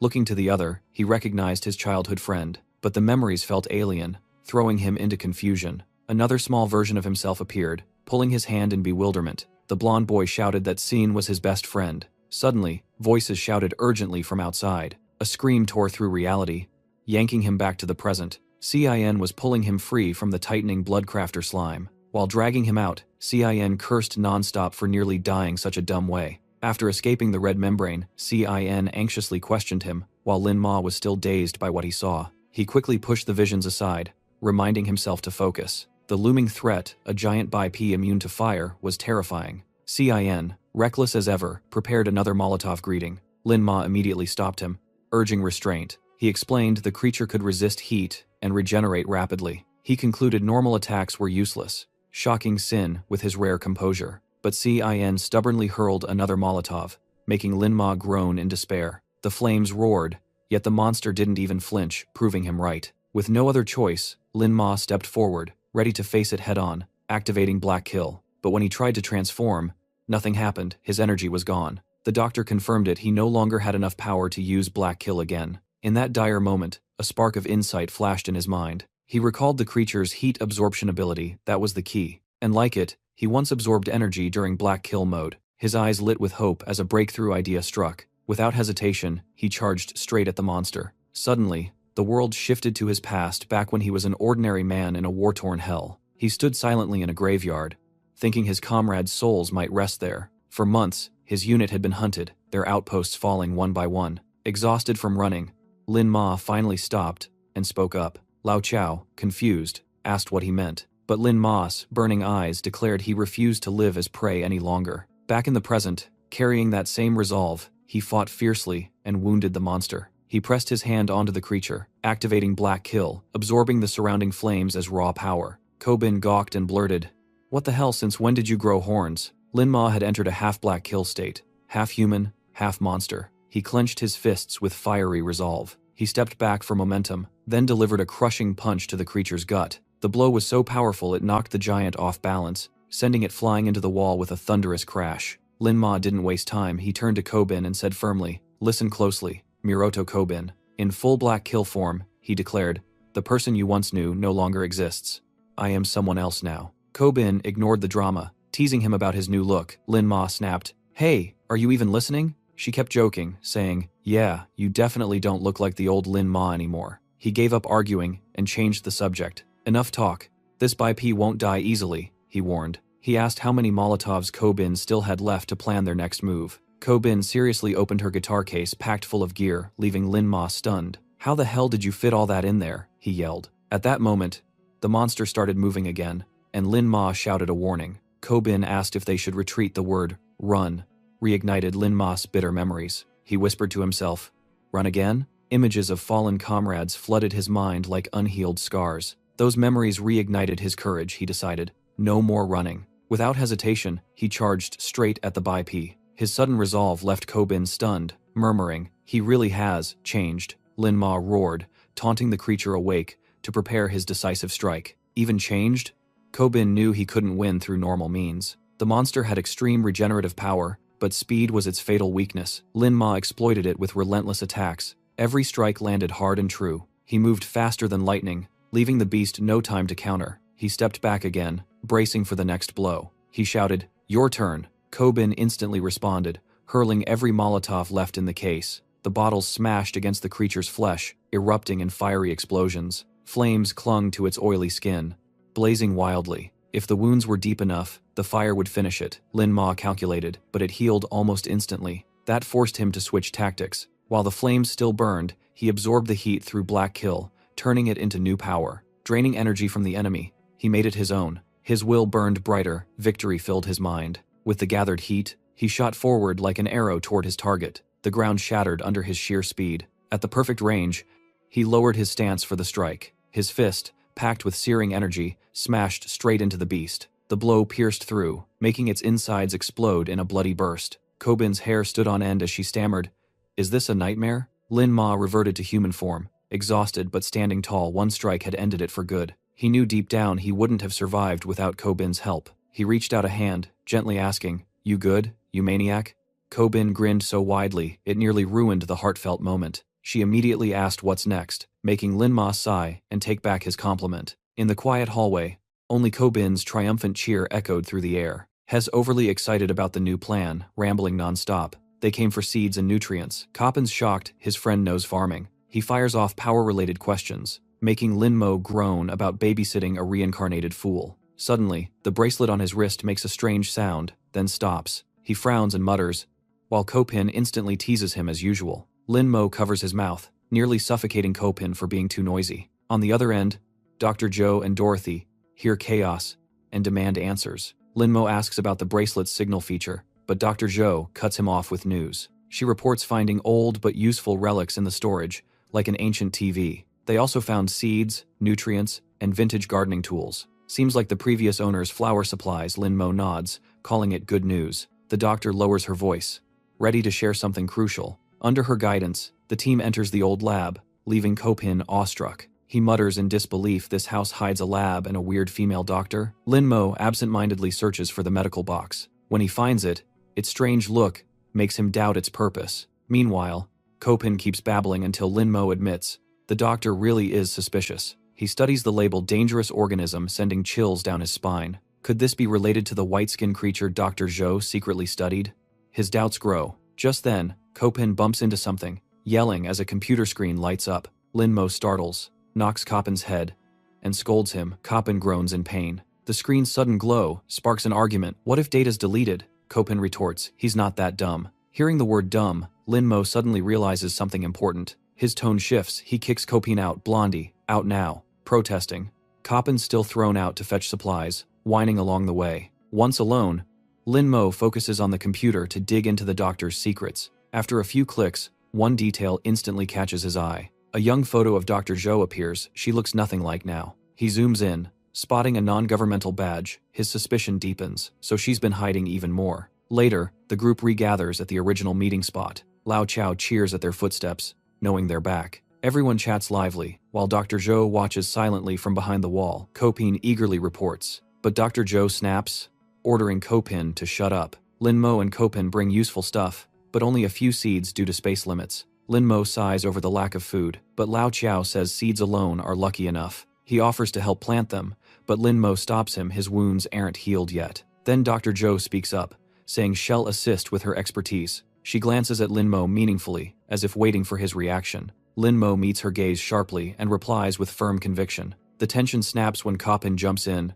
offering to help and easing the mood. But Lin-Mo instantly shuts him down, telling him to stay away, leaving Coppin grumbling. Back to business. Dr. Zhou reminds him of the item she once asked him to find. He pulls out the vial, asking skeptically, "This one?" When she reaches for it, he pulls back, warning, "Wait a second." He glares, demanding an explanation. He wants to know who truly interfered in the case. Chu Shunya remains calm, smiling as if fully in control. Lin-Mo doubts her poise, realizing it's deliberate. She doesn't hide once exposed. In fact, she looks pleased. He raises the vial, pressing her for the real reason she lured him in. When her identity's revealed, she swiftly snatches the vial, deepening his confusion. She speaks slowly, hinting the story isn't over. Uncapping the vial, she unveils a truth far from his assumption. Inside isn't poison, but a vital survival organism. She links Lin-Mo to strange entities, suspecting a terrifying commonality. His body absorbs heat like the aberrations once studied. He denies it, unclear how that connects to survival fate. Chu Shunya jokes to lighten the mood,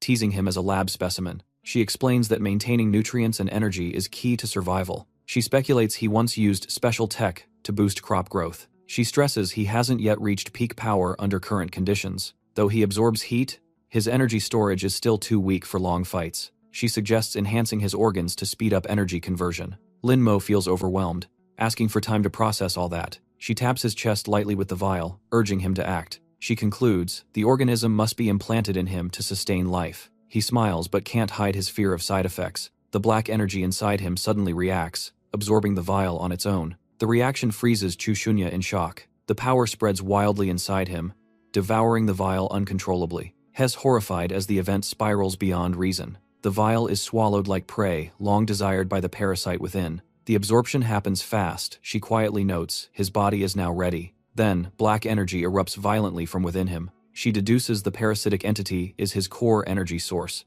In seconds, Lin-Mo's body regenerates completely, reaching overwhelming strength. He can't hide his excitement, declaring it's time to start farming. Seedlings on the rack sprout naturally at once. Not just one plant, an entire micro-ecosystem thrives clean and stable. Lin Mo spots a small figure curiously watching the young plants. Maggie, a girl with swaying hair, asks about the sprouting things. Lin Mo gently answers their vegetables. She points at the fuzzy leaves, still puzzled. He bursts out laughing, comparing the sapling to Maggie, who firmly denies it. Maggie insists she's taller than the plant, making Lin Mo laugh in agreement. With sparkling eyes, Maggie asks about another plant called Marina. Dorothy gently pats her head, explaining it's the veggie inside her favorite sandwich. Maggie excitedly hopes her dad will take her for sandwiches when they reunite. Dorothy freezes, her smile fading at the mention of her late husband. A nearby soldier quietly reveals the truth about the father's death. Lin Mo stays silent, lost in deep thought. Suddenly, he turns to his companion with bright enthusiasm, calling her name.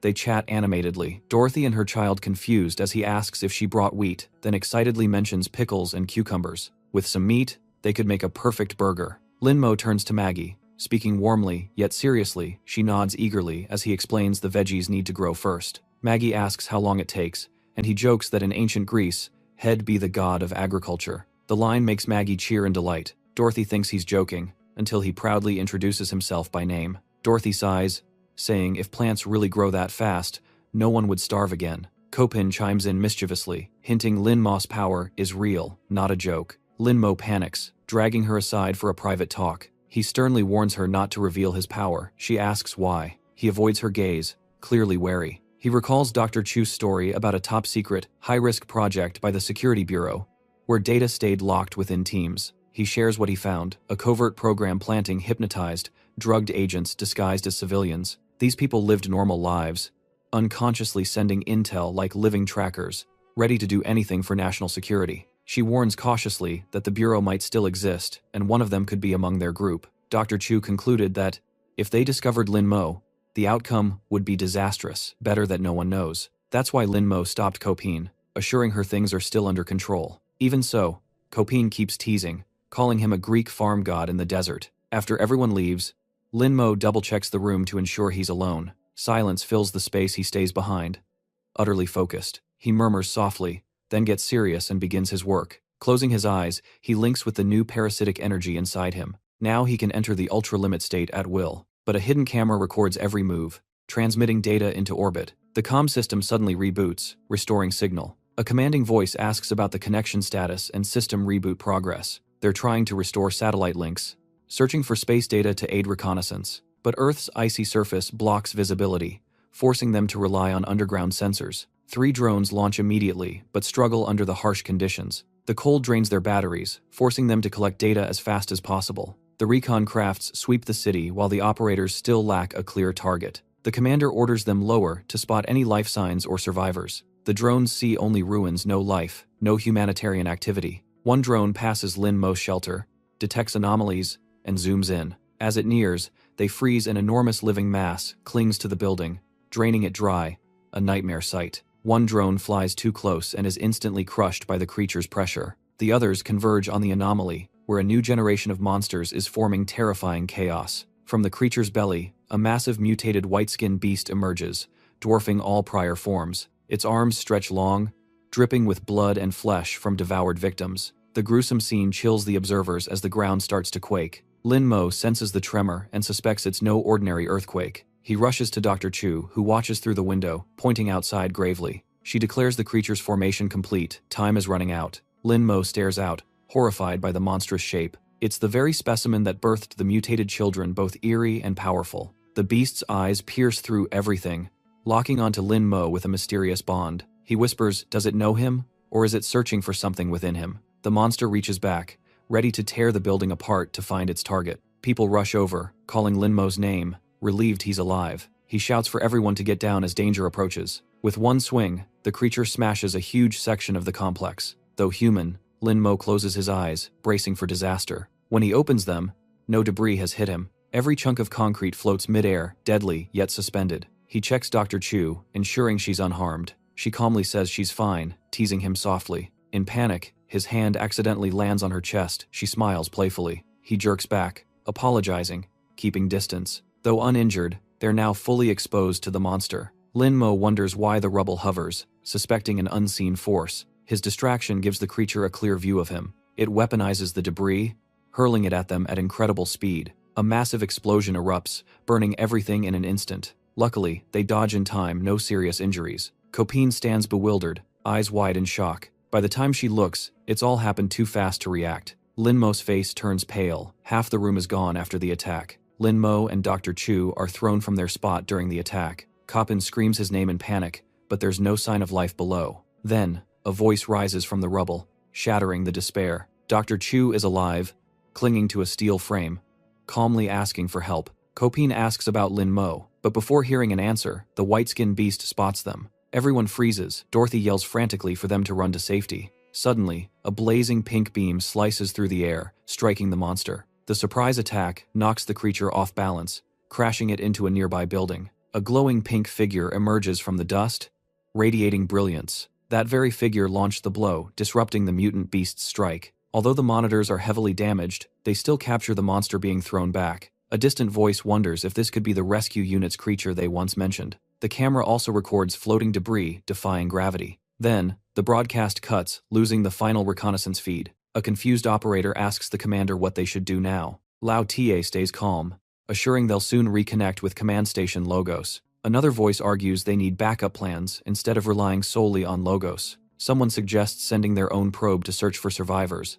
but it's denied. Lao Ti warns it's safer to stay put until the situation is clearer. Meanwhile, the white-skinned beast attacks again, hurling rocks in a dusty explosion. From the thick smoke, Lin Mo appears now, fully white-skin transformed. He thinks this must be his red limit form, power reborn from ashes. The monster launches more rocks, but Lin Mo breathes deep, refusing to retreat. In that limit state, his strength surges beyond anything before. He charges straight into the storm of debris without hesitation. His altered body moves with inhuman agility. He fights while shielding his teammates from harm. The monster falters, startled by his speed and transformation. The longer he fights, the more he realizes endurance, not fury, is true strength. The mutant shifts tactics, merging all rubble into a massive stone mass. Its destructive power multiplies, ready to crush everything. With one motion, it hurls the giant block at Lin Mo like a falling mountain. He doesn't stop, rushing forward without a step back. That flame isn't an ending, it's defiance, a dance of war in the wasteland. His rising power turns into blinding pink light,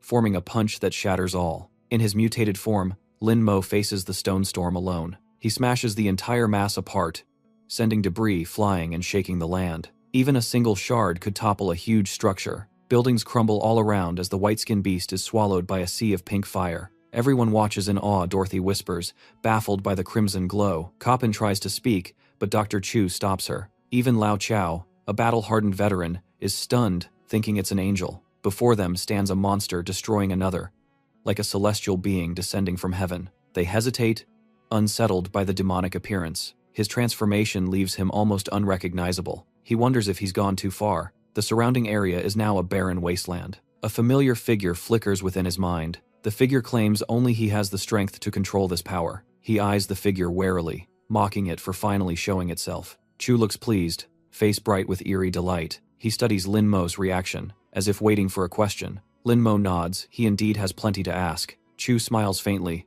saying the Mad Girl incident helped stabilize his own mind. He laughs loudly, urging Lin Mo to ask freely. Without hesitation, Lin Mo asks the true nature of the white skin. Chu raises a hand to pause him, still speaking cheerfully. He suggests answering each doubt one at a time. He explains the so-called white skin are actually empty husks, mindless shells, driven by resentment. He points at Lin Mo, implying his nature is now the same. In other words, Lin Mo has already died once. He adds that when Lin Mo died, his soul followed Chu into another reality. Time doesn't flow linearly for him. That means his old body, soulless, might be rampaging somewhere else. The words click, his fragmented memories finally align. He realizes he's been traveling across dimensions. This is true transmigration. Each hollow mark and inner flame proves a traveler. Chu confirms it proudly. Elsewhere, Xiaola asks what the current mission is. Does it involve the special item the mutant brought back? She worries Sedek will rage if he learns this, since he valued it greatly. When they unseal the package, they find a severed human head. Xiaola screams in horror. In another place, the white skin's body regenerates everything complete except its head. It mutters madly,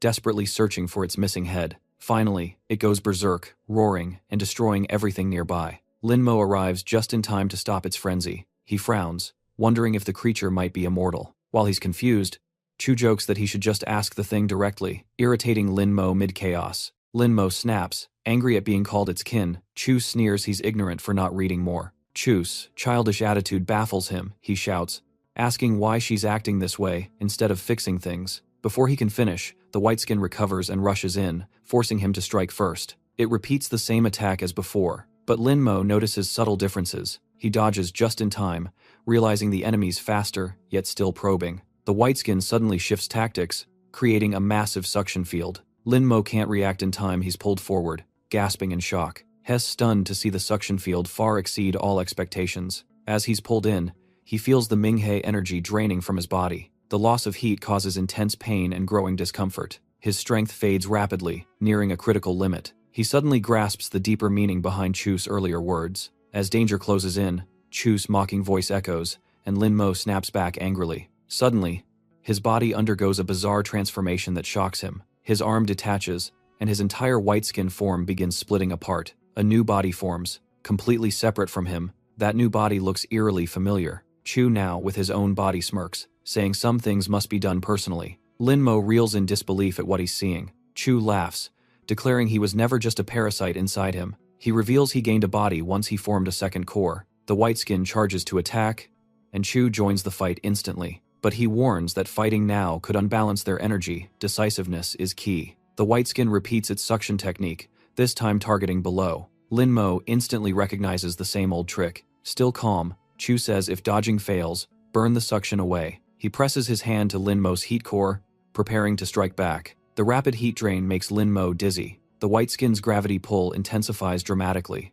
Chu is dragged toward it in an instant, but neither expected Chu to weaponize Lin Mo's own energy. By the time the white-skin realizes, it's too late. Chu's fierce counterattack tears it apart, reverting it to its base form. A strange number 13 appears on its shoulder. Elsewhere, a shadowy group monitors the battle, locking onto position 13. One is shocked it's nearby, but another explains it's still distant and confirms the white-skin is artificial. They worry the retrieval failed since a new powerful subject just emerged. Chu laughs triumphantly, saying, "This is the true might of Heisha," scolding Lin Mo for wasting it. Lin Mo freezes, realizing he's never reached his full potential. But 13 refuses to yield to its foes. It suddenly summons a unique weapon of its own. From afar, a stranger watches, intrigued by 13 being cornered. He possesses power beyond Lin Mo's, admitting 13 was only bait to trace the national security bunker. Gazing at his comrades, he warns early action could expose their plot. Irina of the Prophet Council sternly reminds them of their holy ties to Pastor Cross.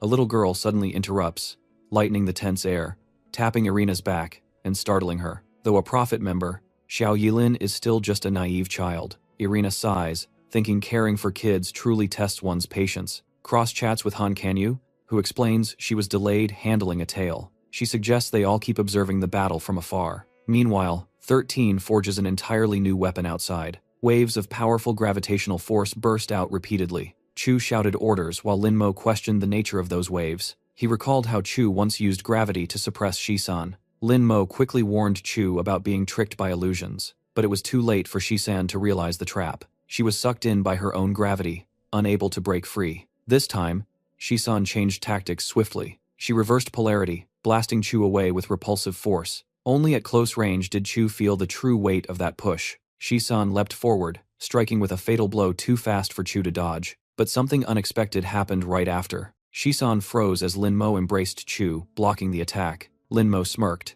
teasing that no matter how fast she was still slower than him. Chu replied seriously that her power wasn't about appearance. Lin Mo agreed, noting she matched Cross' description of Shisan. He pondered, realizing her body was perfect but her soul mismatched. A holy vessel with an incompatible soul, it's being split in two. Unlike Baidang, Shisan was a hybrid esper, half human, half power. Dr. Zhu watched quietly, doubting her own perception. She smiled softly, giving Lin Mo hope, asking him not to disappoint her again. Lin Mo's mind steadied as he recalled every clue. He analyzed Shisan's actions, especially her two uses of gravity through the white component. That component acted as a forward propulsion energy core. Finally, he caught the key detail, eyes blazing with excitement. He asked Chu to confirm their plan to burn the enemy, and she nodded. Chu eagerly suggested cranking up the flames even higher. She looked at Lin Mo, slowly grasping his true intention. After a moment's thought, Chu smiled, saying she understood. She requested that he offer his hand.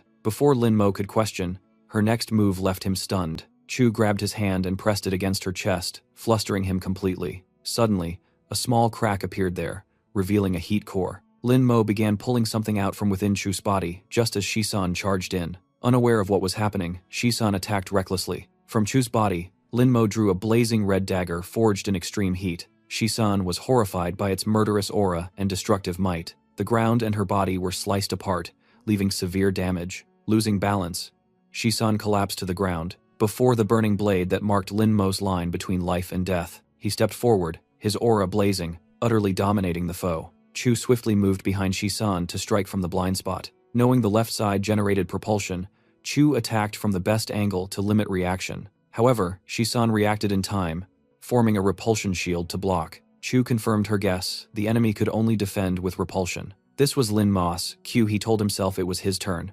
Shisan could only use gravity as a fence. With no defense, she could merely redirect her attacks. Lin Mo was blown away, but it was part of his tactical plan. He smirked, realizing Shisan was like a giant magnet. She created a magnetic field he could exploit for acceleration. Using it, Lin Mo shot forward like a bullet, syncing perfectly with Chu. At the decisive instant, he unleashed all stored energy into firepower. A sea of flames erupted, sweeping through everything around. When the fire faded, Shisan had no strength left to resist. Her body was completely pierced by Lin Mo's blade. Chu seized that fleeting opportunity. She attacked while Shisan was still dazed and unable to react. Elsewhere, the observers decided to act, triggering teleportation and praying for the Chosen One. A new event, the Golden Week, officially began. Irina, a member of the Prophet Council, was teleported straight to the battlefield. Han Kanyu asked through the earpiece if she had any side effects, but Irina confidently replied she was fine and ready. But as soon as she arrived, she immediately faced Chu's presence. Chu smiled, sensing a strange mirroring, as if seeing herself.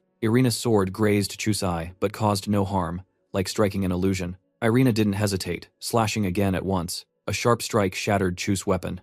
Then she accelerated toward Lin Mo. Lin Mo was stunned, realizing his foe was a true Esper. With one blow, Irina completely finished off the remaining part of Shisan. Shisan, already subdued, was now reduced to just a spine. Irina swiftly extracted the regeneration core from within her body. Han Kanyu continued directing remotely, warning Irina to watch her back. Irina reacted instantly, parrying Chu's counterattack. Chu was defeated in a mere instant. She collapsed unconscious, luckily caught by Lin Mo. Irina held Shisan's core, confirming the target was secured. She demanded immediate extraction for her team. From another building, someone responded via comms, saying to wait for location lock. Lin Mo sternly reminded Irina to be cautious and avoid another teleport mishap. He noticed Irina making a strange motion, unsure of her intent. Confusion filled his mind, doubting her true purpose regarding Shisan. Kei Lassie sent a distant reminder, telling Kanyu to prepare for arrival. Han Kanyu was instantly teleported, catching Irina as she arrived.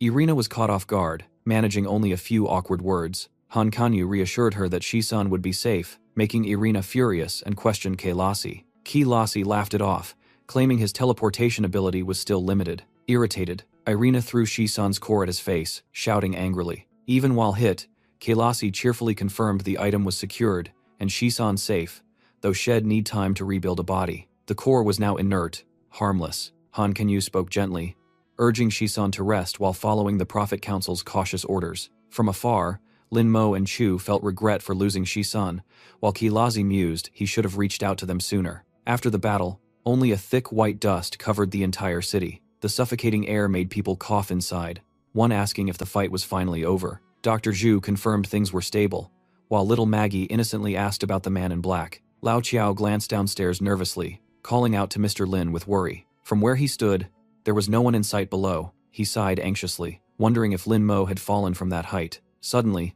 Lin Mo appeared, dirty but smiling, joking about needing an elevator. Lao Qiao half joked, half serious, asking if the fall had knocked his head. Lin Mo chuckled awkwardly and nodded as Dr. Zhu insisted on checking him. He muttered in protest, saying it wasn't necessary since he was clearly fine. Dr. Zhu teased back that a quick check wouldn't hurt, reminding him of her earlier advice. Lao Qiao exhaled in relief, saying it was a blessing everyone was alive after such chaos. Even so, he worried that the broken pipes had disabled the floor's heating system. He circled around and returned, looking grim and helpless. Lin Mo stepped up, encouraging him not to be too pessimistic, assuring things weren't that bad. He shared that upon returning, he found all the previous danger signs had vanished. His tone softened, saying even if he was the last survivor, it wasn't time to despair. He pointed downward, suggesting there might be supplies or shelter on lower floors. Lin Mo placed a hand on Lao Chao's shoulder, gently reassuring him. Unaware of Lao Chao's brief change in expression, he eagerly proposed announcing the floor transfer. At that moment, Lao Chao received a strange call that made him tense up. A National Security Bureau vehicle rolled out from the base. On board were Lieutenant Hoai Day, Sergeant Rolls, and Corporal Lee. A voice over comms introduced itself as an agent of the National Security Bureau. Under orders, they were to assist in capturing an esper named Lin Mo. A female soldier doubted this, asking if the strange traces below had really disappeared. Dorothy picked up on it, asking if the area could be considered safe now. Dr. Zhu objected, stressing the outside was still extremely dangerous. She pointed to the roof, where the heating system was completely ruined. Lin Mo agreed, saying they should use this chance to relocate. He added that even if they were the only ones left, the lower floors were still safer. Dr. Zhu warned that cold wasn't the only threat, they also needed defenses. Lin Mo agreed fully. Lin Mo urgently asked if the security room still had weapon reserves. Lao Chao nodded slowly, saying maybe. He explained that due to poor security before the disaster, the place had been stocked with weapons, shields, and barbed wire. If used properly, they could defend the whole building, though he doubted such tools worked on monsters. Bin suddenly spoke up enthusiastically, claiming she had a way. She pulled out an electric guitar, saying that when she played, the monsters seemed frozen. The bizarre idea was instantly rejected. Dorothy and Lao Chiao didn't believe her, though Bin kept insisting. Lin Mo ignored it, assigning tasks and deciding to go downstairs with Bin despite her protests. He sternly warned not to touch anything, while Bin grumbled in displeasure. As they went downstairs, a strange device quietly monitored them. Bin whispered she just wanted to check and retrieve her instrument. In the room, she looked around, sighed, recalling how careless she'd been on her first day, then asked if Lin Mo was living okay. Lin Mo replied that life in the small town wasn't like this, guessing Shed worked hard. Bin laughed, saying that was normal, making him thoughtful. He thought to himself that normal had become a luxury now. Since the Ice Age and Void Bloom began, stability had grown fragile and unreachable. He wondered how long this fleeting peace could last, anxiety weighing heavier. After so many disasters, everyone was exhausted. Rest never enough to heal. Each carried their own burden inside. No matter the pain or despair, they still had reasons to keep fighting. With body and spirit torn apart, survival was the only option. Lin Mo suddenly called Bin softly, making her turn in surprise. He looked straight into her eyes, saying he had something strange to share. Bin felt uneasy, asking why he spoke as if something big was coming. But Lin Mo stayed serious, saying what he'd tell her was true, believe it or not. Bin doubted him, asking if his head got messed up after fighting monsters. Lin Mo went straight to the point. Wasn't she wondering why an old friend suddenly had powers and acted so differently? Bin hesitated, then admitted yes. He took a deep breath, revealing the truth. The man before her was another Lin Mo from a parallel timeline, who had died and whose spirit now inhabited her friend's body. He stressed that the body's true owner was no longer present. Bin was stunned, unable to hide her shock. Lin Mo stayed calm, saying he understood her disbelief, but as his friend, she deserved to know. He added that the future would be chaotic, and hiding it would only cause trouble. Bin slowly regained composure, lit a cigarette, and sneered that to her. He was just a childhood friend who disappeared. She looked straight at him, asking if that was true. Lin Mo was surprised by her indifferent tone, not expecting her calm. Bin smiled suddenly, extending a friendly hand, suggesting they start over. She's Bin, Lin Mo's best friend. Lin Mo laughed, shaking his head, feeling oddly relieved. She continued, her tone teasing and ironic. So what if you said it? Does anything really change? She laughed, pointing at him. Think about it. You're still Lin Mo, right? Like the real Lin Mo died, possessed another body, and now pretends to be mysterious and cool. Lin Mo laughed heartily, grasping her hand with warmth. Lin Mo. Nice to see you again. But don't smoke in my room, okay? Oh, sorry. Bin stubbed out her cigarette carelessly. At the same time, outside, the National Security Bureau's vehicle rolled quietly down the road. Inside, young officer R. asked Lieutenant Hoid why they were dragged into this mess. He wondered why a small rescue team had to meddle in Death Division and special combat work. Hoid didn't answer immediately, silently watching through the window before speaking slowly. He said, though time was short, the rescue team needed some basic intel, admitting he understood R.'s doubts. His gaze sharpened. Every past case of mass data loss was man-made. The people they were targeting were the same ones his unit pursued. The car sped through the night as Agent Hoide spoke in a deep, firm voice. When the frost spread, the Security Bureau entered emergency mode, but all comms were abruptly cut, throwing plans into chaos. Lieutenant Hoai interjected, stressing their team had been delayed long due to lack of orders. Had once claimed the outage came from the monsters, yet now said otherwise. The creatures were strong but not enough to erase every backup signal system. The only logical cause was sabotage from within the chain of events felt too neatly staged. Once communication was restored, an investigation began suspecting a hidden faction with no recorded files. Sergeant Rudder protested, saying no group could exist beyond the reach of top authority. A nearby woman argued that if humans were involved, there must be traces left behind. She questioned how any organized entity could stay completely invisible. Agent Hawaii smiled, saying espers were the very shadows she imagined. She stood up, asking if that wasn't just a codename. Hawaii admitted had thought so too, until they made contact after the disaster. He pulled out a gleaming pendant, showing it as proof. With a low, solemn tone, he expressed regret. The Esper group worked in darkness against them. Lieutenant believed they also hunted other gifted individuals. Corporal Lee cautiously suggested the group might consist of people with varied powers. Agent Hawaii agreed, saying he lacked clearance for deeper info, so Li's guess might be right. From what he knew, the one called Number 0 was the only traceable case and possibly the key to all mysteries. The car screeched to a halt, putting Hawaii instantly on guard. Lee nervously asked what happened as he looked outside. Outside, survivors stood blocking the road despite the brutal weather. Hawaii decided to step out and check personally. He approached calmly, introducing himself as relief personnel. The group begged to be rescued from Brooklyn, which they called Hell. Hawaii hesitated, mission urgent, yet tried to keep his tone gentle. His answer only made them more suspicious and uneasy. Finally, his team offered supplies from the vehicle, but the offer only fueled their resentment. Oi spotted hidden weapons in their hands while Hawaii kept a steady tone, preparing to react. As expected, they lunged to attack all at once. Several pinned Hawaii down so their comrades could strike, but before anyone could act, gunfire erupted. Oi neutralized the targets instantly with precise bursts. The body count rose as the skirmish unfolded. On a nearby balcony, another assailant prepared a Molotov cocktail. Oi immediately detected the threat. As the man lit the fuse, Oi shifted stance with instinctive reflex. He locked his aim on the raised bottle. One shot fired. The explosive ignited, engulfing the attacker and hurling him off the railing. Using the chaos, Hawaii subdued the remaining enemies. Oi kept taking them down with cold, decisive shots. One tried to flank him, but Oi's sharp eyes caught it.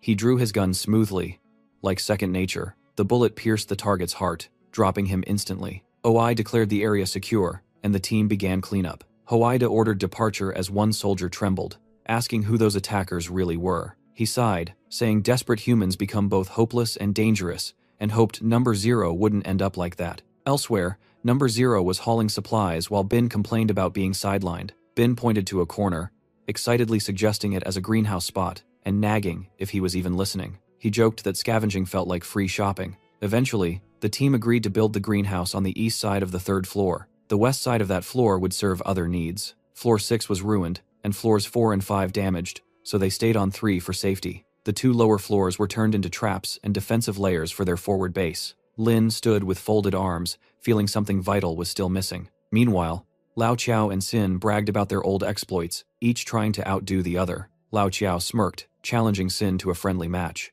Sin accepted instantly, eager to spar. Lin Mo watched with silent amusement at their childish energy. Suddenly, Dr. Zhu called him over the comms with an icy tone, demanding he come at once. He barely replied before being scolded to hurry up. As soon as he arrived, Dr. Zhu sternly asked if he had encountered one of his own kind. He confirmed, adding that shed taken the core of a pale creature. Zhu then played a strange radio broadcast for comparison. A hypnotic voice echoed, claiming to comfort survivors in the frozen world. Lin Mo frowned, confused by the scattered message, asking why she made him listen. The next part compared the frost calamity to divine punishment. The voice blamed the government for manipulating and imprisoning people's minds. They were accused of driving humanity into sin, yet the broadcast glorified the divine as salvation, promising blessings for pure souls, and elevating a chosen group as holy apostles. It hinted that the Latu group and their allies were that force. They massacred both monsters and civilians for their own agenda. While arbitrarily classifying victims as they pleased, they called themselves the Prophet Council, claiming to guide mankind. The broadcast reached government channels, inciting rebellion. They urged people to join the Holy Order for forgiveness and entry to their so-called heaven. Zhu shut it off, eyeing him critically, asking his thoughts. Lin Mo shrugged, calling it nothing more than an anti-government cult. He added that the so-called divine grace they preached felt like Esper power. Could it be related? Zhu nodded, admitting that possibility was entirely plausible. Her face darkened, as if touching on a deadly secret. She spoke of an old urban legend, claiming the government was once manipulated by a secret order under many names. That order truly existed, the Prophet Council. Originally, a clandestine cult. Used as a covert tool abroad, they infiltrated the state apparatus, even the highest levels of power. Thus, the Ministry of Defense founded the National Duty Bureau to eradicate this traitorous faction. Zhu bitterly said that history was buried. The Prophet Council supposedly wiped out, yet now it resurfaced amid the apocalypse. Hearing that, Lin Mo interrupted, asking if all this was top secret. Zhu sneered that she once dated a shady intelligence agent, hence her inside knowledge. She froze at the mention of that name until someone asked if she was okay. Regaining composure, she explained, eradicated meant none left alive, and from that drew a bold hypothesis. Zhu looked straight at him, hinting both the Prophet Council and Espers might come from another dimension. She even used him as proof, calling him a phantom, startling him. He widened his eyes, asking how she knew that secret, then glanced down at the pendant, muttering as if scolding the spirit within for eavesdropping. Zhu laughed, teasing that such a bond between two men sounded awfully sentimental. She crushed her cigarette, concluding that if her theory was right, the Prophet Council had already taken interest in him, and they now had a new threat to monitor. Zhu waved him off, dumping chores on him, leaving Lin Mo grumbling that had been summoned just to haul stuff. On Huaide's side, the team seriously discussed the Prophet Council, with Li wondering why their files were completely blank. He asked if there was some hidden story behind it. Joe Stab hinted it tied back to the founding of the National Service Bureau, but Huaide cut her off sharply. He reminded her of the reason she was reassigned from intelligence, as a warning. OI interjected, saying comms were still unstable, so head be brief. The Prophet Council was confirmed linked to Espers, making Target Zero the top priority. He added that command had granted Huaide supreme authority to expedite the mission. Any defiance would count as obstructing humanity's salvation campaign. With this power, Huaide could eliminate threats and activate other special units at will. In room 303, the group gathered around, enjoying freshly made burgers. Little Maggie took a huge bite, eyes sparkling with joy. Dorothy praised Lin Moss Miracle Farming for providing today's meal ingredients. He modestly said it was just agricultural know-how.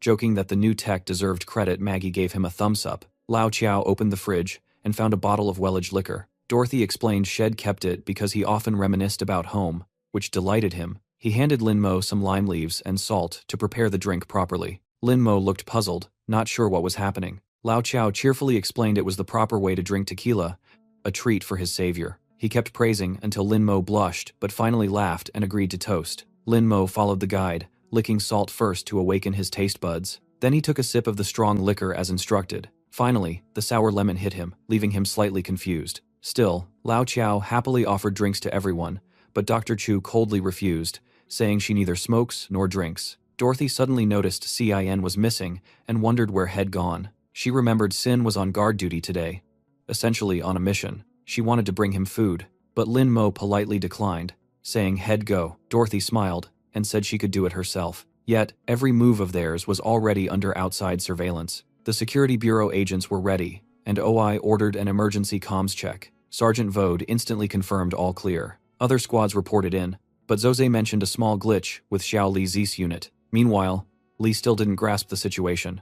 Huai did decisively ordered an immediate inspection. Sergeant Just quietly switched to a private channel, evading OI's monitoring. Huaide pressed her, asking if anything shady required strong measures. Zose believed Zero wasn't a threat, but suspected he was hiding something. Huaide seemed to understand her, hinting the suspicion might involve high-level secrets. He winked knowingly but warned her that nothing could really stop her anyway. So he told her to act with extreme caution. Just only smiled with a sly glint. Then Huaide's team began executing their own plan. He firmly ordered the mission to commence. Meanwhile, inside, the group was chatting when Lao Chiao suddenly mentioned his daughter. He slowly shared that he once had a family but hadn't seen his daughter in 20 years. Drinking as he spoke, Dr.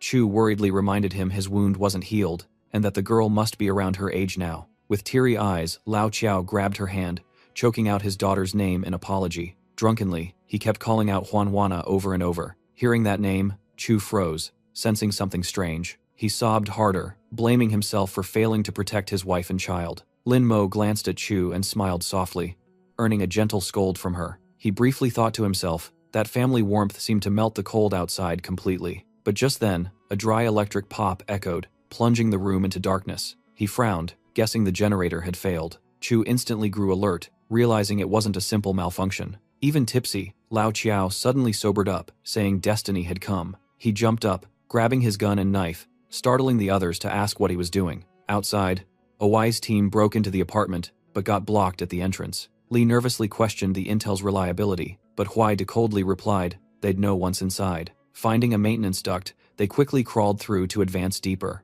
The team reached the third floor where everyone was hiding. Jones ordered the feed sent to HQ once the connection stabilized. Huai ordered a full sweep of the floor, prioritizing civilian control. He told the three-person team to stick together and drop formalities for now. The group immediately split up to act. In the room, everyone regrouped. Lin Mo asked Chu, but she was just as clueless. He scanned around, searching for anything unusual. Chu turned to observe the one who had just rushed in. Miss Bin, panting, brought bad news. Armed men had appeared. She said they acted anything but friendly. They split into teams, searching every corner. At that moment, a figure suddenly leapt before the intervention squad. Huai and Lee instantly raised their guns in alert. Tension stretched tight as a wire. The stranger wore full armor, making it unclear if he was guard or civilian.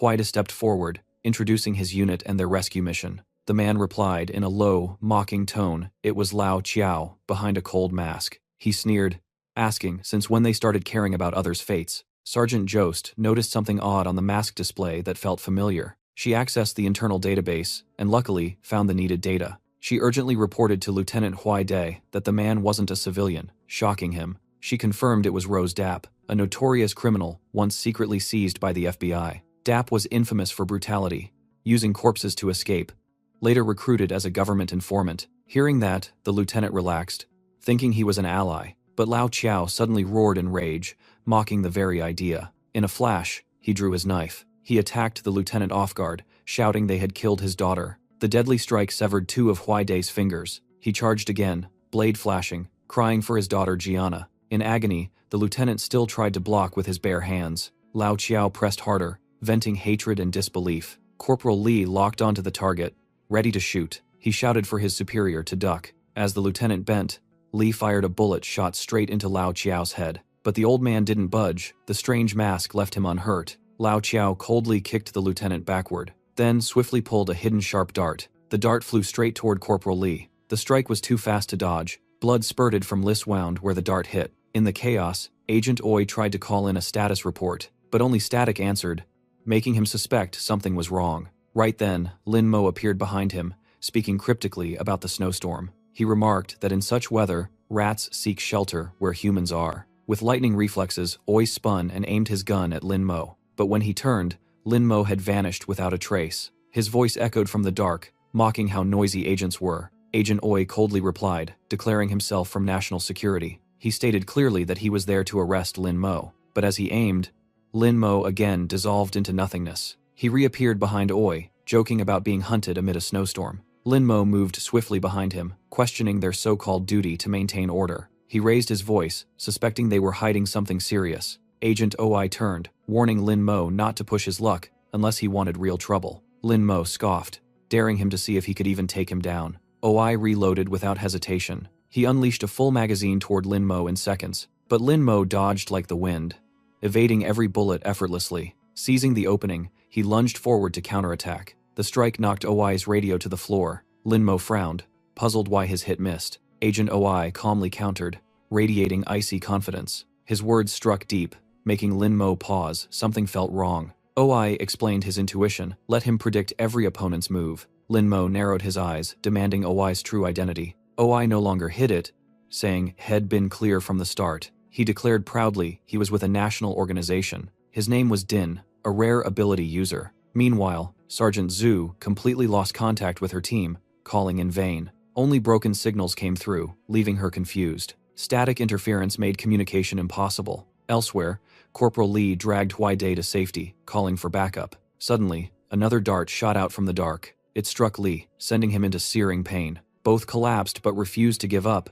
Struggling to stand, they retaliated instantly, aiming at the hidden attacker. But the enemy had vanished without a trace. Another shadow quietly appeared behind them. Before it could strike, a powerful kick landed. Lin Mo was kicked out of the room, crashing into Lao Chiao. The sudden impact left both disoriented and confused. Dazed, Lin Mo recognized Lao Chiao by his familiar smell of liquor. He quickly pulled him up, glancing at the two ahead, sensing familiarity. But before he could ask, someone else approached, footsteps rumbling like thunder. Lin Mo stopped, exhaled sharply, saying they had to deal with this one first. Sergeant Just witnessed everything from afar and urgently called in a report. In front of her stood a soulless creature under control, charging at the group. It raised its hand to attack Jost, caring nothing about sides. Luckily, OI chained its neck from behind just in time. The creature froze, responding only to a wise command. OI pointed at Lin Mo, ordering the empty shell to change target. As an ability user, OI was no stranger to bizarre powers. Lin Mo faced danger from all sides, an ability wielder, a hollow shell, enemies, and the unconscious Lao Qiao to protect. Staring at the man before him,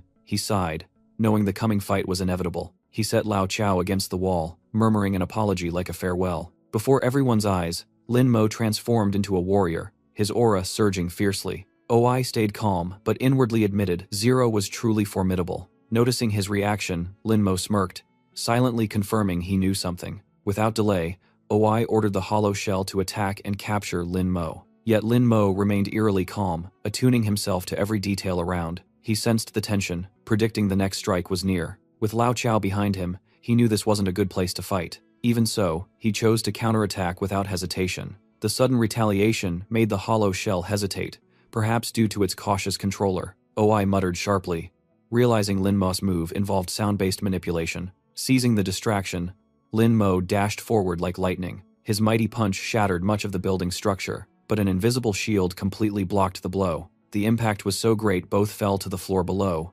chaos erupting. Reeling, Lin Mo realized the situation was growing more complicated. His opponent possessed a special ability, nearly immune to damage. It was a heightier dual shield power, almost unbreakable. Yet Lin Mo spotted a weakness. The control chain was the key link. Instead of striking the hollow, he aimed at the controller to end it at the root. OI calmly urged him to surrender, saying resistance was useless. Lin Mo bent low, eyes firm, knowing speed was his only edge. He retorted boldly that, without trying, no one would know the result. He then burst forward at a speed beyond sight, his body streaked like thunder, tearing through the air. But OI anticipated it, dodging and coldly repeating his warning. He claimed his intuition had already read every attack pattern. This time, Lin Mo completely shifted strategy to break the stalemate. He unleashed a flurry of feints, scrambling OI's perception. Moving like a phantom, he mocked that if there's only one path, he'd make dozens more. Simultaneously, he triggered false strikes, shaking the entire space.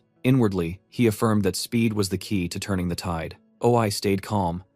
But the moment his intuition faltered, Lin Mo struck, shattering the control chain. Once broken, the hollow shell immediately broke free of command. From its arms sprouted a sharp metallic spike gleaming with death. It lunged forward at terrifying speed, matching Lin Mo's pace. OI pressed his lips, declaring that speed wasn't Lin Mo's sole domain. Lin Mo froze in shock, unsure what was happening. The massive hollow possessed both immense speed and power. It slammed down, nearly crushing Lin Mo beneath its bulk. He barely countered in time, avoiding fatal injury. Under crushing pressure, he gritted his teeth, feeling swallowed alive. At that instant, OI pressed a gun to his head, ready to end it. He coldly warned that if Lin Mo died here, his body would never make it through the blizzard. But Lin Mo calmly replied that threats were useless. OI had no right to kill him. Meanwhile, fragments of the black shard armor began clustering and morphing, as he taunted OI for being a puppet obeying orders. The disintegrated armor pieces continued to gather, vibrating strangely. They slowly formed a new, mysterious shape. OI hesitated for the first time, wary of the transforming fragments. Though cornered, Lin Mo held firm, patiently awaiting the weapon's completion. Layer by layer, the armor converged, signaling a turning point in the battle. Seizing the moment, he darted past OI, rushing toward the forming weapon. OI reacted instantly, firing non-stop to stop him. But Lin Mo's speed made the bullet seem frozen mid-air. When his hand touched the weapon, two forces clashed violently. A massive explosion erupted, shaking the entire area. As the dust cleared, OI muttered in confusion at the sight. A new surge of power around Lin Mo sent fierce shockwaves outward. He had fully evolved, donning a new gray-white form far beyond before. The weapon born from the shards gleamed razor-sharp with killing intent. He planted it into the ground, standing tall like a descended war god. His calm voice declared, Round 2 had begun, with challenge in every word. OI studied closely, confirming intel was right. Lin Mo could evolve endlessly. Without hesitation, he resolved to end it now, before another transformation. The hollow shell charged like an unstoppable war machine. It unleashed lightning-fast strikes toward Lin Mo. But had been warned, the blue glow signaled absorption, and he was ready. He twisted his stance, triggering the counter mechanism. He absorbed the hollow's attacks like an energy funnel. Instantly, His weapon flared a fiery crimson red. He recalled the color code and converted the energy into a counterblast. OI froze, stunned by the incomprehensible power before him. Lin Mo took aim, arm drawn back like a javelin thrower. He hurled the spear, forged from black shard armor, with full might. The devastating throw tore through concrete layers, shaking the whole floor, a true threat to OI's side. Only then did OI realize Lin Mo's intent to turn defense into offense, transforming energy into a weapon. But it was too late. The spear blazed with killing light, flying straight at him. In a flash, the hollow dashed in, shielding OI from the incoming strike. The clash between weapon and energy barrier ripped through the air. Both carried equal force fields, creating a deadly interaction zone. Upon impact, the energies canceled, collapsing like punctured bubbles. But unlike ordinary bubbles, the collision triggered a massive explosion. A violent blast swept across the entire area, throwing both sides back. The destructive force exceeded OI's expectations, leaving him shocked. He muttered in disbelief, unable to process what had happened. The hollow shell was completely disabled, lying motionless on the ground. OI retracted it with a somber tone, apologizing softly for its pain. Turning to Lin Mo, he taunted, "What's wrong? Not going to continue?" Lin Mo answered frankly, admitting he knew he couldn't win now. Hearing that, OI frowned but didn't argue. Both stood in tense standoff. Lin Mo pointed his weapon directly at his foe, declaring their deadlock. OI sneered, denying it. "You're mistaken. 0A. Each word cutting deep. He compared Lin Mo to the white beings rising from the frozen snow. His icy gaze pierced deep, rejecting the idea of stalemate. Then, with a voice like thunder striking earth, he commanded, "Strike." A distorted electric guitar riff erupted, blending with a bizarre voice singing, "Here come they N again." Falling from Testis, the sound made Lin Mo's head spin, his senses reeling violently. Each note cut like a blade, slicing through his body and tearing every cell apart. Under that assassin melody's influence, the white armor began to dissolve. The parasitic entity inside thrashed wildly, but was soon completely subdued. Lin Mo reverted to human form, his body no longer corrupted, his vision blurred, sinking into darkness. Before fainting, he barely saw the blurry figure of the sound controller. As things quieted, OI scolded the newcomer for arriving too late. The newcomer smirked sarcastically, asking if Head missed the dramatic part. OI nodded too much. Lin Mo, overwhelmed by parasite and sound alike, had passed out, but OI no longer cared. He turned to thank the newcomer, Agent Ki Bing, for intervening in time. Cold as ice, Ki Bing refused his gratitude, saying no need for manners. Just half an hour earlier, Shed still been asleep in her room. Seen lying motionless in the surveillance chamber, one could mistake her for dead. Meanwhile, OI's squad coordinated smoothly, breaking locks and reaching the monitor floor. Only when OI pressed a gun to her cheek did Ke Bing finally stir. As she opened her eyes to their wary stares, she flinched in shock. She hurried to explain, insisting Shed reformed long ago. But OI wasn't fooled, ordering verification under code BB21, GUN. Surprisingly, Ke Bing responded perfectly, confirming the cipher smell like dead in spirit, a bad boy's code. Another command followed, requesting weapon-based authentication. She complied, reporting fully and awaiting orders. Corporal Lee, puzzled, asked Huai who this troublesome girl really was. But before an answer came, Ke Bing suddenly collapsed onto the table, as if unconscious. At that moment, all power shut down, plunging everything into deadly silence. Huai frowned, urgently calling Rose to assess the situation. Sergeant Zeus on the line admitted helplessly the old system couldn't be remotely controlled. Soon after, Ke Bing abruptly regained consciousness. OI firmly ordered capture of Lin Mo and rescue of remaining survivors. He handed her a communicator for briefing, but she cut him off,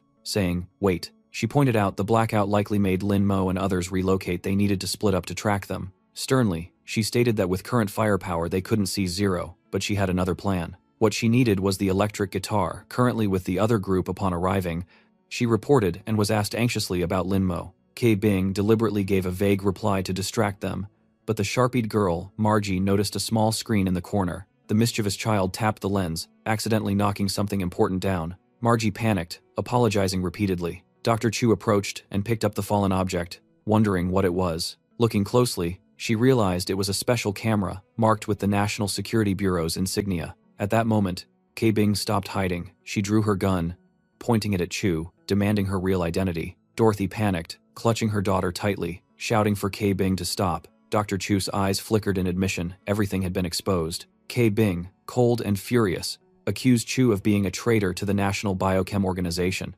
Unable to stand by, Chu Xunsha drew her hidden gun. But Ke Bing reacted faster, Pulling the trigger instantly, the shot roared. The shell clattered across the floor, a cold metallic echo. Dorothy and her daughter froze in terror, panicking at the sudden gunfire. The bullet only grazed Chu Shengxia's hair, burning part of her long locks. Qi Bing's tone stayed icy, warning that next time, it wouldn't miss. She ordered firmly for Xunxia to raise her hands and turn around for inspection. Chu smirked, complying calmly. Her singed hair changed her look, but her aura stayed cool. She replied confidently, questioning if the organization's real goal was not Lin Mo but his erased memories. Her cryptic sarcasm left Sin confused, unsure of her hidden meaning. At that moment, an urgent voice over comms reported Alpha missing, Bravo and Delta injured. K. Bing replied, Shed found survivors. She added slyly that a doctor was present. After the chaos, the security team took a brief rest. An old man reassured them Rotor's wounds were stitched. The words eased, Corporal Rotor, calming his nerves.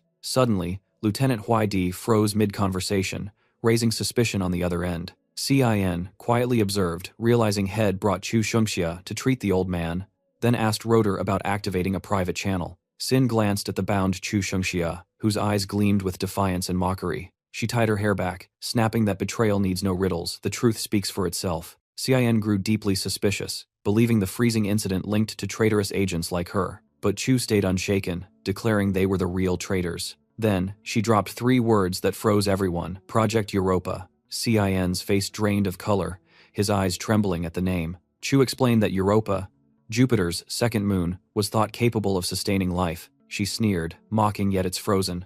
Just like New York now, isn't it? She bluntly compared present-day New York to that dead world. Glaring at the agents, she provocatively questioned why they named the project. So, was it tied to the Prophet Order? Cin turned back furiously, emotions barely restrained. He threatened her at gunpoint, his tone heavy with warning. The woman retorted sharply, words cutting enough to enrage Saina, though he held back. Ah Hung shifted his gaze toward Lieutenant Huaidi, seeking a reaction. Seeing disapproval, Cin immediately adjusted his demeanor. He suddenly slapped her hard to intimidate, asserting dominance. Then he contacted Road, reporting their support and rescue plan. Chu Shengxia noticed the fear hidden behind their composed fronts. Lin Mo remained fully subdued, unconscious. The team wrapped up their mission. Corporal Li worried about what might happen when Lin awoke, but Cn reassured him. Even if he did wake, Lin Mo would be unable to fight for now. That condition resulted from the isolin drug injected into his body. All restraint protocols were based on Chu Shengxia's own research, the same traitor's work. Agent Y Nuo and Corporal Li cooperated to extract Lin Mo from the scene.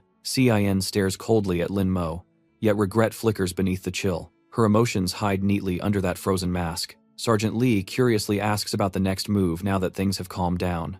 Huaidi suddenly flips the script, asking Li why he joined the organization. Li freezes, eyes darting. This question came out of nowhere. The lieutenant suspects they're tangled in something big, worry creeping into his tone. Agent OI rushes in, checking if everyone's still in one piece. Without waiting, he reports comms restored and a safe house found in Manhattan. Li exhales in relief, while Huaidi stays unreadable and deep in thought. Agent OI suddenly brings up one crucial loose end. He asks about that strange creature seen inside the apartment. Li snaps back fast, denying everything with soldierly conviction. His hand rests on his gun, ready for whatever jumps out next. Huaida firmly says, nothing suspicious was found, besides the main target. Agent OI seems satisfied and shelves his doubts for now. He pauses, turns back once, and thanks the team sincerely for their solid teamwork. Then, the group quickly pulls out, heading for the nearest safe zone. Elsewhere, the Esper team moves out, with Can Yu monitoring for anomalies. She calmly explains the delay. One intruder is far more dangerous than the rest. She orders the next step,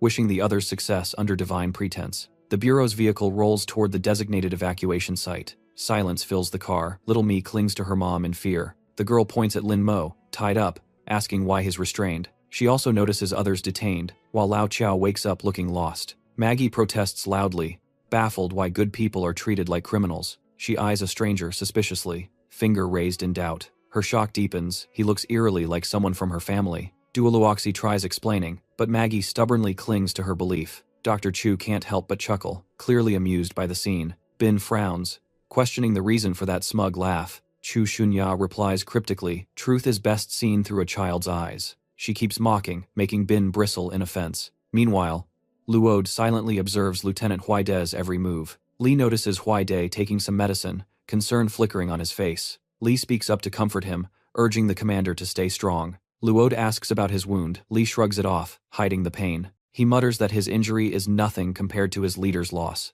then bitterly adds the nation feels just as powerless as he does. Luode says nothing, walks off to register the survivors. In the back cabin, she unexpectedly runs into an old acquaintance, Chu Shunya. The air thickens instantly, as Luode's eyes turn icy. Chu smirks wickedly, mocking the other woman's looks. Furious, Luode hurls files at Kobian and lunges at Shunya. Chu taunts her further, dragging up Luode's disgraceful past. Luode explodes in rage. Bin steps in as Shunya keeps jeering with a smirk. Luode points at Chu Shunya, accusing her of causing her downfall and betraying their old friendship. Chu calmly replies that both sides once benefited from that dangerous deal. Just as tension peaks, Oi storms in, his sharp gaze sweeping the room. He orders everyone to stop immediately. Oi points outside, voice tight.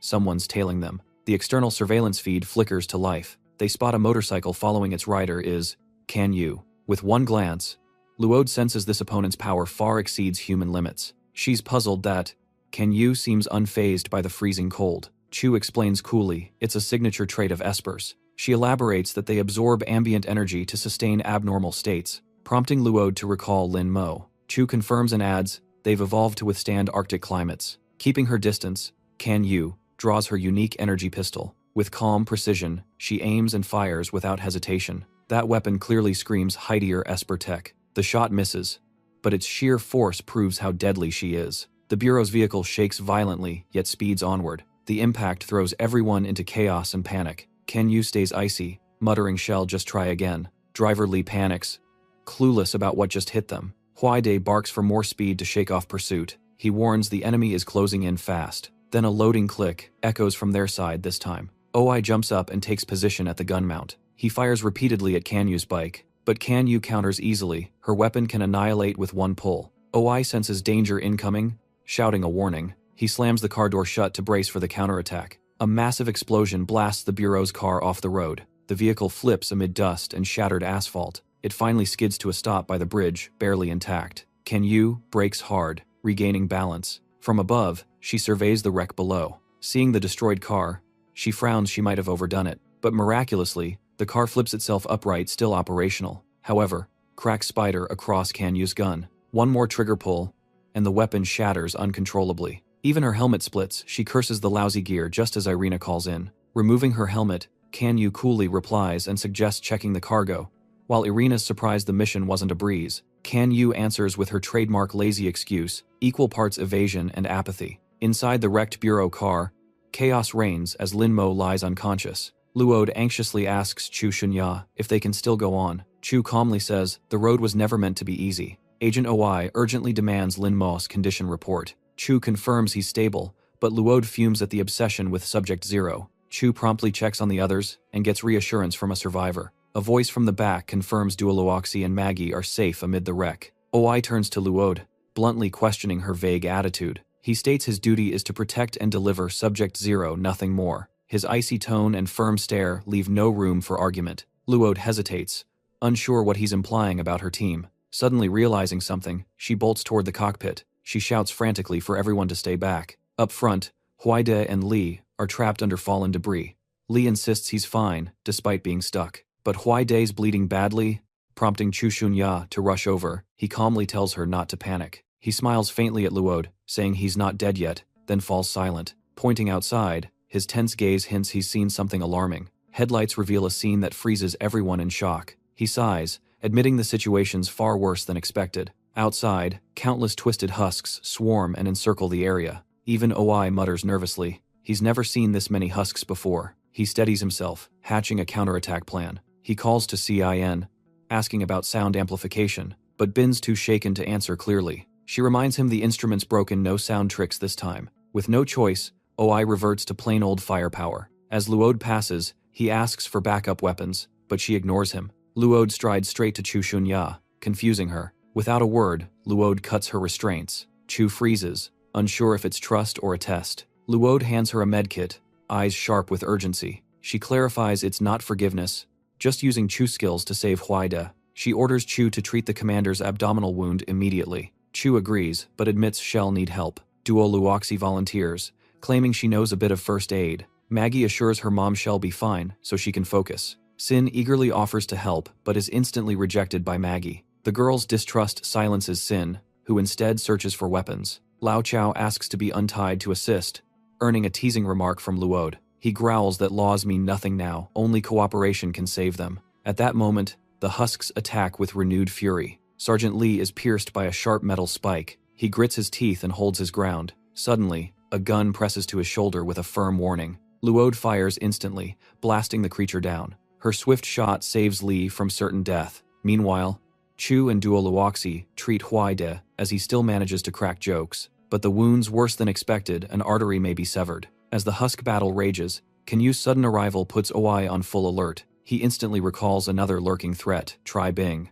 That one, too, wields a terrifying power. Then chaos erupts as both sides clash fiercely amid the choking smoke. The real battle begins. In the engine cabin, someone silently wipes away blood, keeping utterly quiet. Chu Shunya stares at her bloodstained hands, realizing their struggle is futile if they stay trapped. Hopelessness seeps in, smothering her will. But in that moment, she spots a key chance to turn the tide. Her gaze fixes coldly yet decisively on Lin Mo. On the other front, Yi battles Can Yu in a brutal fight to the death. His eyes flash sharp, he dodges her strike with lightning reflexes. Even so, her slash shatters his gun in a spark of metal. Can Yu sneers, spouting mockery about the Lord's grace. Yi fires back, scoffing at her faith and accusing her of being from the Twilight Order. Can Yu's tone softens, whispering seductive words that stir old memories. He echoes her words, confused, as she insists he's a holy son never truly of the Bureau. She hints at something buried deep, something vital on the opposite side. Yi freezes, mumbling fragments of half-remembered phrases.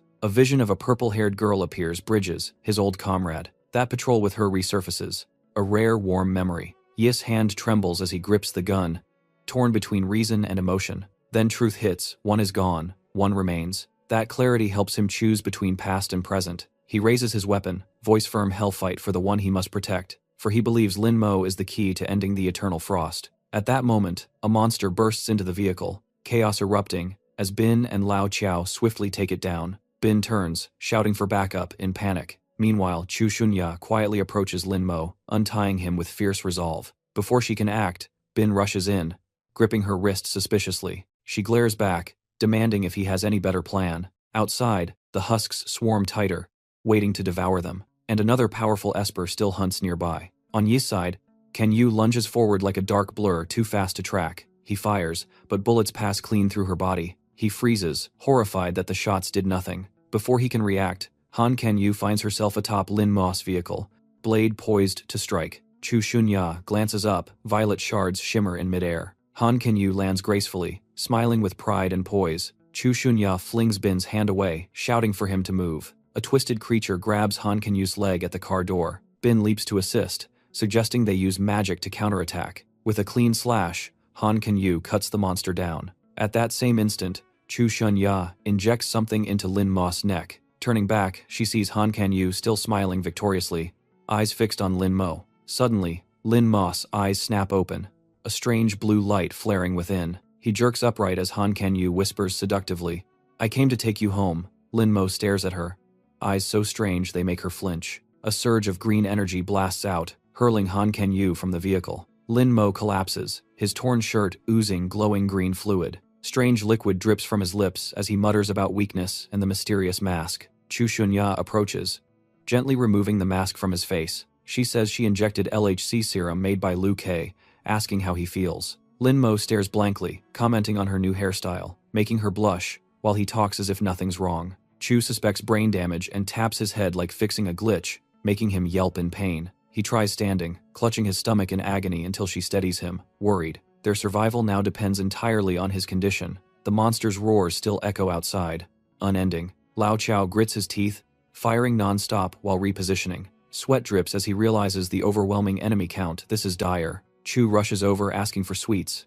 Anything sugary, he stammers. He's diabetic and has none. She glances at Lin Mo, wishing for just one chocolate bar as his strength fades and hunger slurs his voice. Suddenly, a small, trembling hand offers him one. Maggie presents a chocolate bar left by her father, stirring guilt in Lin Mo. He hesitates to accept, knowing its meaning, but a stern voice urges him to take it, saying helping others is what good kids do. Beret turns to Chiaona, firmly requesting aid to evacuate Lin Mo, insisting he can handle it. Maggie insists again, her childish yet firm tone forcing Lin Mo to accept. Recognizing the brand, he winces, recalling unpleasant memories as he takes a bite. As he eats, his body glows, bright green mind cleared, ready for action. A monster suddenly lunges at Lao Chao from behind. He stumbles back, realizing his gun's empty, cursing in panic. Lin Mo shouts, commanding him to stop immediately. Before Lao Chao reacts, Lin Mo smashes the creature to dust with a glowing strike. Lao Chao claps his hands over his ears, stunned by the sheer force of that blow.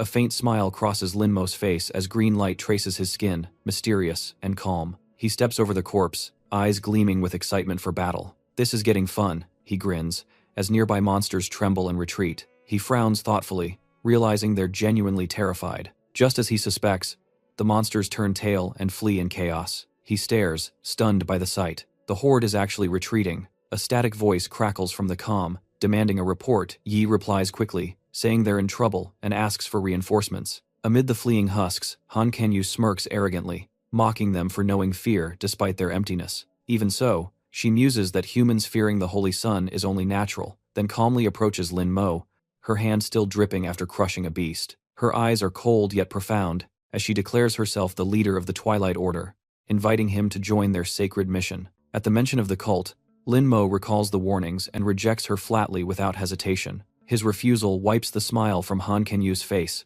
leaving her gaze icy. The pastor's voice orders her to retrieve the asset, and she responds with unwavering resolve. She suddenly draws a gleaming silver sword straight from her chest without flinching. Lin Mo's eyes widen. She summoned the weapon from her own body, surely her unique power. He mutters about the strange runes etched along its blade, resembling a divine inscription. Han Kenyu morphs serpent-like and lunges forward at blinding speed. Her sword whirls in a crushing reverse arc, slicing through the air. A brilliant violet flash tears open the space itself. Lin Mo dodges, but senses something unnatural. He doubts this is her only ability, something deeper hides beneath. The shattered stones vanish into the void instead of falling. He picks one up, whispering as he tests a theory. Without delay, he hurls the fragment straight at Han Kenyu. A strange mist spreads on impact. His shock grows as her body absorbs the attack entirely. Han Kenyu also looks surprised, glancing at the crack on her skin before it seals again. Intrigued, she studies it, while Lin Mo realizes it's a spatial gateway. She hints playfully that the strike was only a test, leaving Lin Mo flustered and speechless.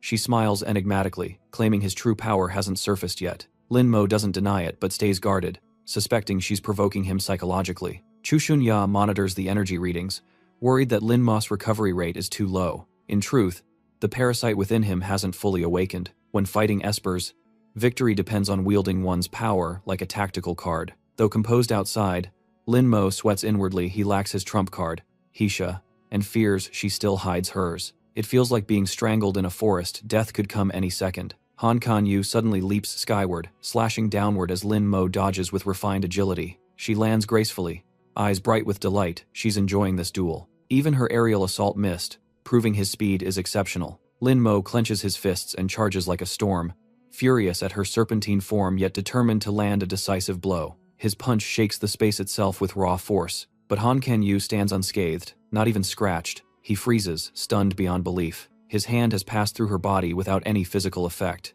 Han Kanyu beams teasingly, saying he's the first to reach that deep, leaving Lin Mo flushed, and more certain her power involves space itself. She steps closer, and Lin Mo's arm sinks deeper into her body, as if pulled into another dimension. The sudden move drenches him in sweat. He stumbles back, panicking, unable to use his skills at such close range. She presses her palm to his face, eyes gleaming with curiosity, saying his power feels strangely familiar. Her next words stun him. It's just like the Chancellor's. Horrified, Lin Mo yanks his hand back, seeing violet veins same hue as her sword spreading up his arm. At that instant, Han Kenyu's earpiece crackles with a signal, and a familiar voice orders her to stop. The contact reports they've located the National Security Bureau base, possibly housing Leader 13. Now's the time to strike. They confirm the Chancellor has approved, and Arena is already there, summoning Han Kenyu immediately. She looks at Lin Mo wistfully, remarking that beautiful moments never last, and this one ends here. Still smiling with intrigue, she crosses her twin blades, vowing next time hell learn the Lord's true doctrine.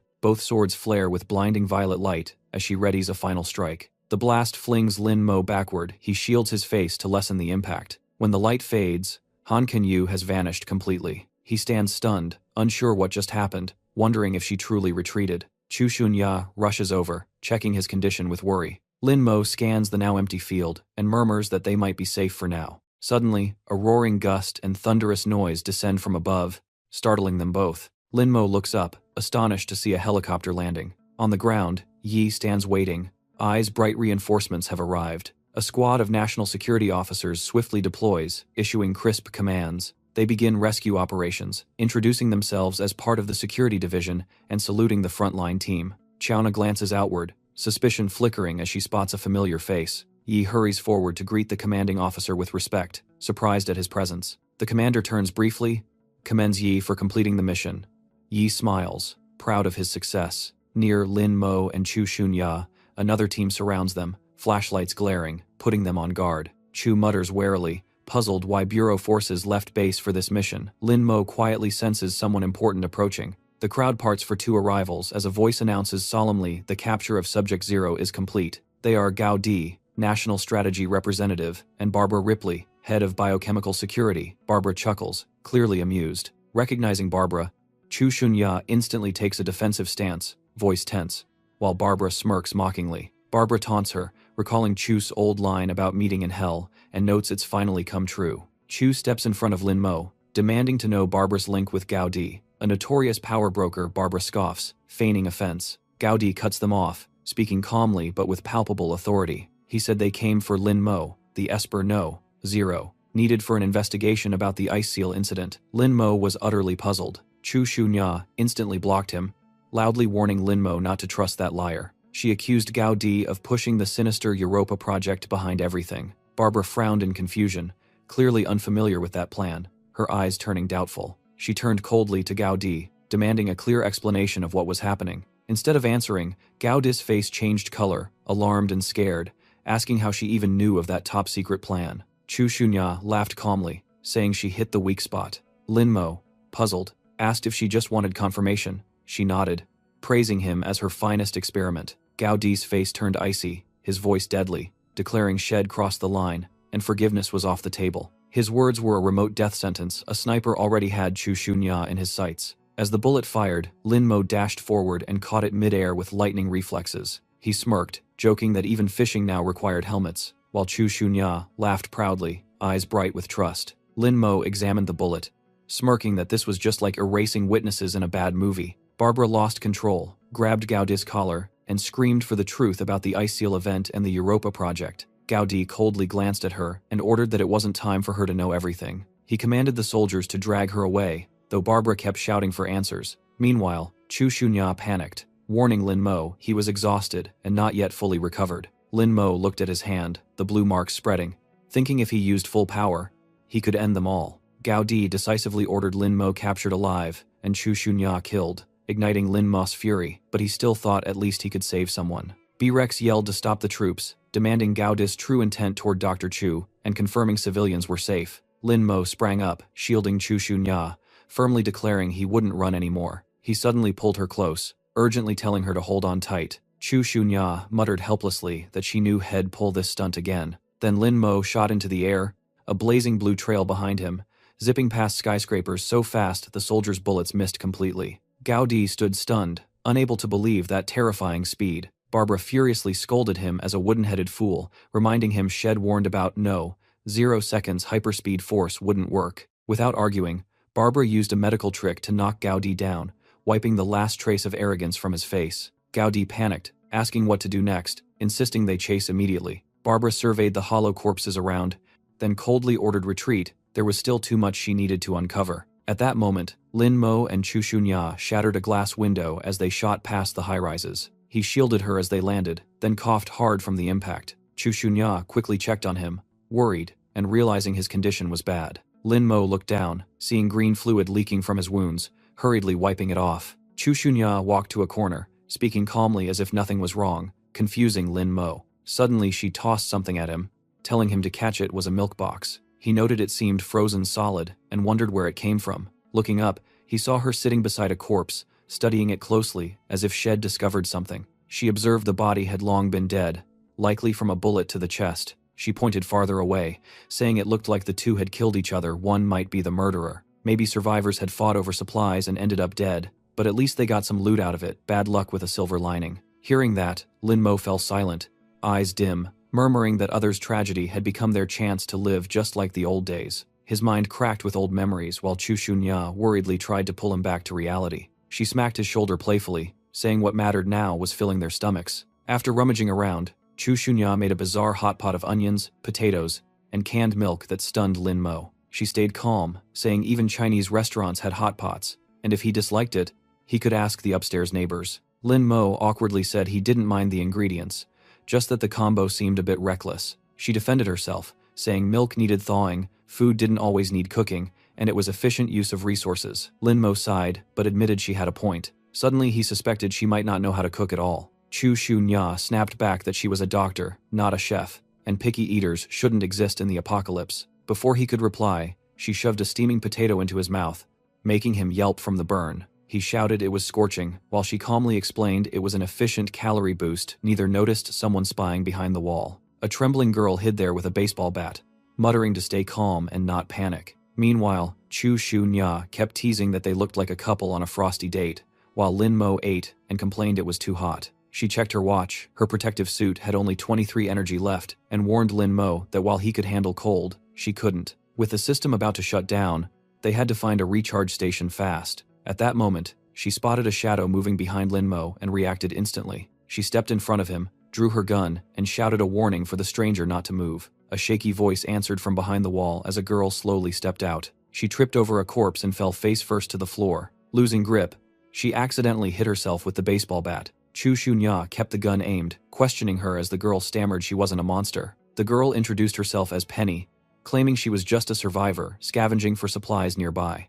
Seeing smoke, she came to check and offered them shelter at her nearby hideout. Chu Shunya stayed wary. Just as Lin Mo appeared startled to see a familiar face, Penny confirmed it. Penny called his name, recalling he once bought medicine for Madame Fang, recognizing him by his earrings. Lin Mo awkwardly admitted he indeed was her old acquaintance. Penny happily clung to Lin Mo, told of monster attacks, and invited them all to her shelter. Lin Mo followed, but grew suspicious of the so-called base as Penny led them into the subway tunnels. It was a safe haven underground where many escaped the attack after failing to reach home. Penny said Shed modified it per the station chief's plan to make it a secure refuge. Chu Shunya noticed strange new drawings, while Lin Mo brushed it off as typical Brooklyn art. Chu Shunya disagreed, pointing out the eerie eye symbols were completely new. Penny urged them inside, but Chu Shunya's gaze stayed fixed on the wall markings. Lin Mo gently pulled her along, calling Penny to continue. On the wall lingered a cryptic line about a savior called the Holy Sun. Penny excitedly introduced the underground living space to the newcomers.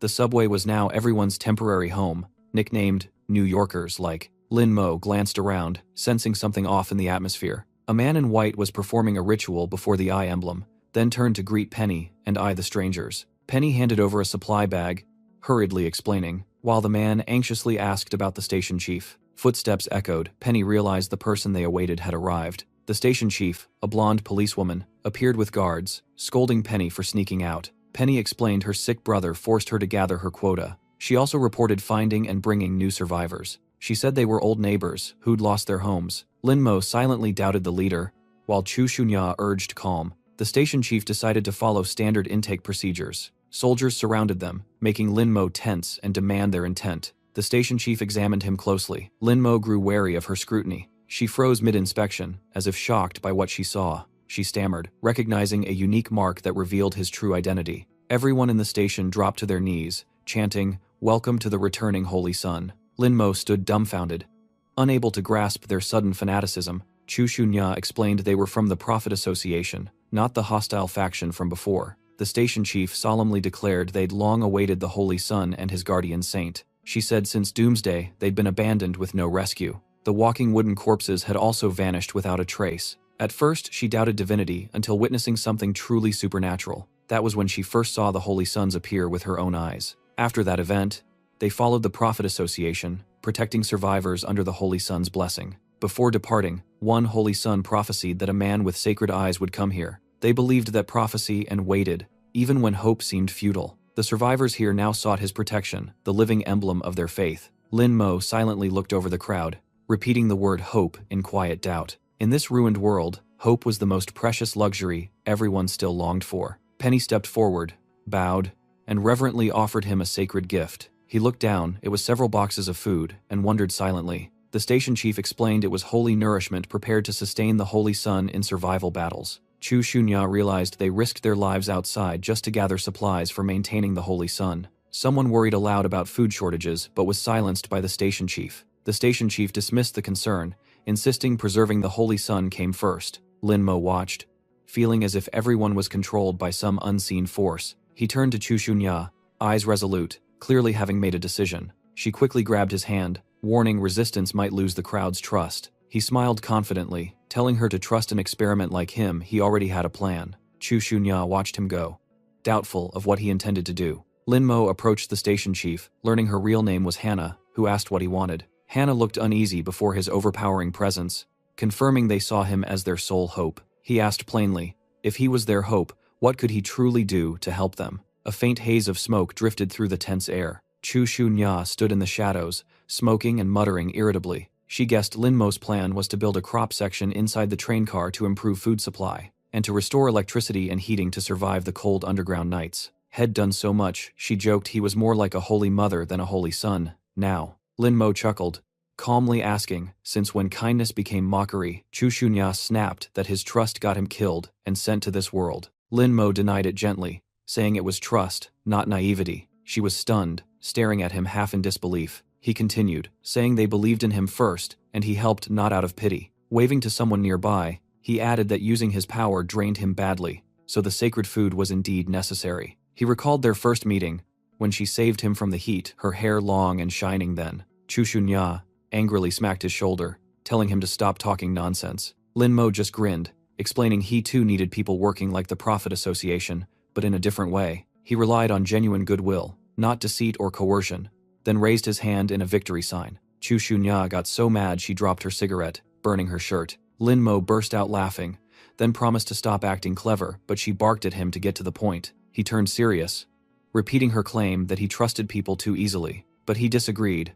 recounting how had once been cold, killing to survive, only to be betrayed. He mentioned Ming Ming, who might not have betrayed him if she'd known he truly changed, making Chu Shunya realize why he obsessed over growing plants. Lin Mo said weakness made people cruel and lost. Thoughts flashed through him. Fear drove people to extremes, selfishness, and despair. He refused to repeat that tragedy here. Chu Shunya smiled, agreeing that human weakness was why they needed each other. His ideal of uniting collective strength and production power was the true key to survival. She asked if she understood him right. She suddenly grabbed his collar, eyes gleaming, hinting if he was the unifier she'd been searching for. She brushed his chin, startling Lin Mo, who awkwardly backed off, asking her to keep some distance. Chu Shunya smirked, saying she just saw him differently now, her precious experiment. Lin Mo blushed and muttered that her idea of distance was already too close. At that moment, Penny came sprinting in like a Naruto run, yelling his name, but she slipped and face-planted miserably on the floor. With cracked glasses, she beamed,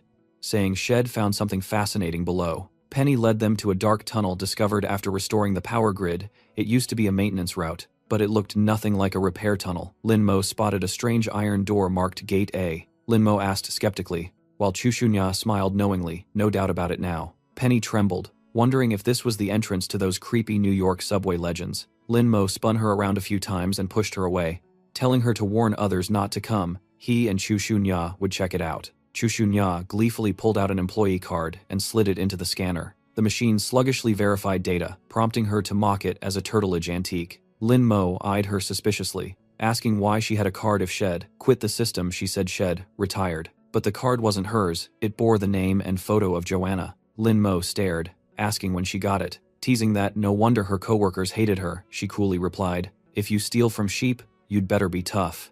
The machine confirmed access, granted. She opened the door, and Lin Mo stepped back politely, making her laugh and call him a gentleman savior. She flipped a switch, remarking that the electrical system was ancient but luckily had its own power source. Lin Mo asked if she knew what this facility was. She shook her head.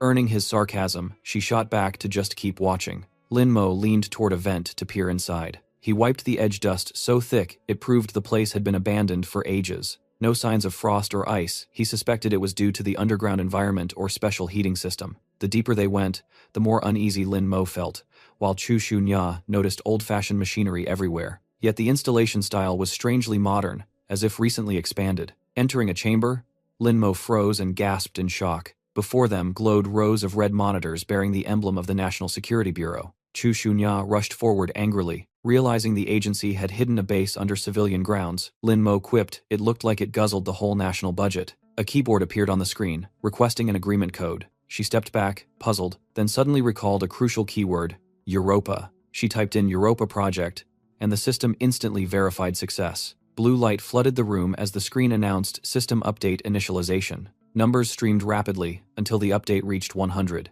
The icebreaker protocol activated, greeting the agent for surviving the apocalyptic winter. Chu Shunya frantically checked the interface, but before she could ask, the AI spoke on its own. It explained the icebreaker was an emergency response system for ice seal events, assisting agents through data analysis and tactical recommendations. The system stated it was located on the Brooklyn Line, part of Project Europa Titan, serving as a logistics hub, though most functions remained offline. When the AI mentioned surviving the frozen winter, Chu Shunya suddenly realized the National Security Bureau had known about the global ice catastrophe all along. She slammed the console in fury, enraged by the concealed truth. Her body trembled as she vented rage for the countless lives lost because the government kept silent. Lin Mo watched, sensing her intense emotions hinted at a deep tie with the organization. He glanced back, feeling his power surge, suspecting the Bureau's involvement in hunting espers, and all clues were now aligning. Hundu Bashi? A random curse slipped out mid-thought. Lin Mo nudged Chu Shunya playfully, teasing, "What are you daydreaming about?" She turned away, her voice low, just remembering a few old things. He echoed, "Old things?" A flood of memories returned after all. They'd survived so much together. He pondered the rational yet complex doctor, strong but fragile, until her sudden question cut him off. "Why are you staring at me?" she asked, startling him. Lin Mo blushed, backing off, stammering that he was just thinking about the past. Just then, the system suddenly blared an alert. Lin Mo sighed in relief, thanking the icebreaker for saving him from the awkward silence, while Chu Shunya immediately ordered a status update. A video feed appeared. The system had detected a massive biological signal at another subway line. She stared, wondering what had happened to that group, but upon seeing a familiar figure, she gasped, "Barbara? Why is she there?" The system announced that group would reach the station in 30 minutes. Chu Shunya frowned. Why was Barbara leading so many here? Could it be tied to the system's activation? She decided to confront her directly. She strode off, and Lin Mo hurried after. Asking what she planned, she calmly said she'd meet her old friend for answers. He instantly offered to come along, in case they ran into hollow corpses. But the system warned the tunnel's temperature was dangerously low, requiring large protective suits. Only 2 remained, stored in Section B3. Lin Mo marveled at the system's intelligence, while Chu Shunya grumbled. If it wasn't smart, where did the tax money go? She looked down at her low-battery suit and sighed. It was time to change. In room B3, Lin Mo naively asked, why do I have to wear one too?" Before he finished, Chu Shunya hurled a heavy case straight at his head. He clutched his forehead, whining. "I'm heat-proof, already no need for violence," she replied while gearing up that even if he could handle heat, he still needed stable body temperature or head freeze like an ice pop. She stepped inside to change into the biosafety suit, ultralight, flexible, and adaptable to multiple environments. For Lin Mo, it helped reduce excessive energy output. Meanwhile, the system monitored his physiology to prevent overusing his power. She kept talking, unaware he stood frozen, blushing hard, eyes wide, and had dropped the case entirely. The suit's functions recalled the doctor's own scarred past in his mind. Chu Shunya suddenly froze, catching Lin Mo's gaze. She asked quietly if he'd heard a single word she just said. Lin Mo stood frozen, eyes wide with clueless embarrassment. Chu Shunya burst out laughing at his ridiculous reaction. She teased him, lifting his chin, saying his powers hadn't erased his instincts. Blood gushed from his nose, and he fell flat on his back. He was then stuffed with tissues while being helped into the suit, ordered not to move. Everything would stabilize soon, just needed some patience. Feeling something being stuck on him, Lin Mo curiously asked what it was. Chu Shunya explained it was a logo cover to avoid attention from sharp-eyed outsiders. Looking at himself, Lin Mo felt the suit like a second skin and sensed his temperature normalize. They were now fully equipped, ready for the mission ahead. With preparations complete, all that remained was the right moment to depart. Lin Mo joked about her new hairstyle, earning her irritation as she stormed off unaware they were being watched. Outside the subway, an emergency announcement echoed. People in the West Terminal were instructed to move to the East Sector. The Western line would be temporarily closed, and cooperation was requested. Then Hannah prayed for the gods to protect everyone through the harsh winter. She turned to confirm if the information she gave was correct. The Holy Sun just smiled softly, thanked her, and walked away. but she quickly called him back, asking if something was going on in the West Tunnel. He gave a nervous smile, unable to reveal that national security agents were active there. Hannah's eyes flickered with doubt, unconvinced by his vague answer. Lin Mo reassured her the lockdown was temporary and would soon be lifted. Hannah unexpectedly handed him a communication device to assist with the mission. She urged him to keep it with him during operations. The device had its frequency tuned for constant contact. She then mentioned one more important matter. Hannah stepped closer and adjusted his band, exposing the Security Bureau emblem. She affirmed her absolute trust in him. Since the other Holy Sons had departed, only he still brought them hope. Even though he promised not to run again, Hannah's eyes showed she saw through him. This time, Hannah gripped his shoulders with heartfelt gratitude, reluctant to let go. She prayed for divine protection before they both entered the pitch-black tunnel. Power cut. Relying only on flashlights, they reached the inspection zone per plan. Chu Shunya was about to warn him, but noticed Lin Mo tinkering with something he was trying to fix the lights. Thanks to his otherworldly experience, he believed he could handle it, but the result was just a few faintly flickering bulbs in the dark. Lin Mo explained about the new subway line, while she mocked New York's ancient systems, slightly bruising his ego. Suddenly, Chu Shunya gestured for silence, signaling ahead. Lin Mo stiffened as he spotted something abnormal. A group of people moved lifelessly, as if waiting for something unseen. Most looked like civilians, and Chu Shunya soon recognized a familiar face. It was Barbara. Without hesitation, she rushed forward, demanding why Barbara had brought civilians here, but Lin Mo quickly stopped her. Something was wrong, terribly wrong. They had been heading toward the platform, but now everyone had turned their backs, a sight deeply unsettling. Barbara's body trembles and slowly turns closer. That thing is no longer human. It's a hollow corpse with blank eyes and blue blood spilling from a torn body. Zhou Shunya freezes in shock at the sight. Lin Mo rushes in to warn her about the danger of the hollow. Barbara morphs into a grotesque creature riddled with bullet holes. The moans from the hollows make the air even creepier. Zhou Shunya reloads her gun without pause. Lin Mo snarks that her slip of the hand emptied the whole magazine. The once friendly coworker is now a heartless thing. She looks at the remaining civilians, realizing Barbara was just a puppet copy. The corpses chant soulless words like an eerie echo. They suddenly tear apart, revealing strange holes inside. A blinding light erupts amid the chaos. Lin Mo shields his eyes as vision fades. Zhou Shunya struggles to stand but finally turns away. The light floods everything, then darkness whispers in her mind. Don't look back. Two familiar colleagues appear beside her, like echoes from memory. They gift her earrings for her birthday, saying they suit her best. The gift was 3D printed by Team Red, denied both holiday and bonus. Zhou Shunya smiles gratefully before everything dissolves like a dream. Lin Mo opens his eyes, bitterly noting that light always comes first, nothing outruns it. But he freezes as clones of Zhou Shunya point guns at each other, each claiming to be real. The copies repeat, "I'm real," turning the scene into madness. Lin Mo squints, head pounding at the chaos. The echoes of Zhou Shunya's voices blur truth and illusion. Suddenly, one rips the earring from her ear decisively. She throws it to Lin Mo, who catches it fast. It's Zhou Shunya's signature earring, familiar and distinct. He realizes it's not mere jewelry, but a true survival tool. Seeing the real Zhou Shunya smiling with a bleeding ear, he admires her ruthless resolve. He charges into the clones, knowing only brute force can reveal the truth. With a ground-shaking strike, he crushes the fakes. Blue blood marks them as hollows. Zhou Shunya looks at him meaningfully, as if wanting to speak. She complains that monster blood somehow always splashes on her. Lin Mo laughs and apologizes, saying he can't control the spray. Another object flies toward him. It's a second earring. He catches it, puzzled why she's giving another one. She coldly says she meant to throw it away 3 years ago.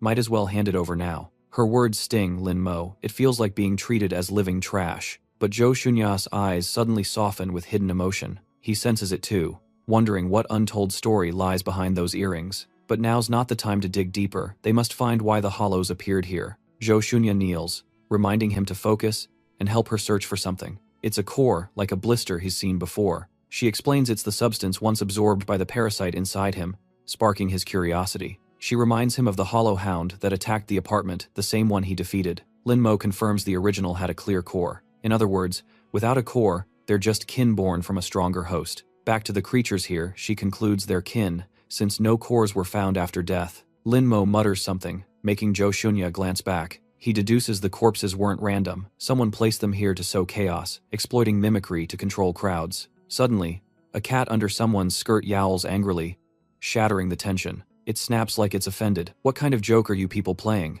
No one knows what on earth the cat is talking about. Lin Mo and Zhou Shunya spin around, ready to fight. A strange girl stands before them. Irina appears, furious that her mimic network's coordination has been ruined, demanding their identities. At that moment, her headset crackles. Someone asks what's going on. Irina snaps back, saying she had it handled until two random nobodies stole her mission.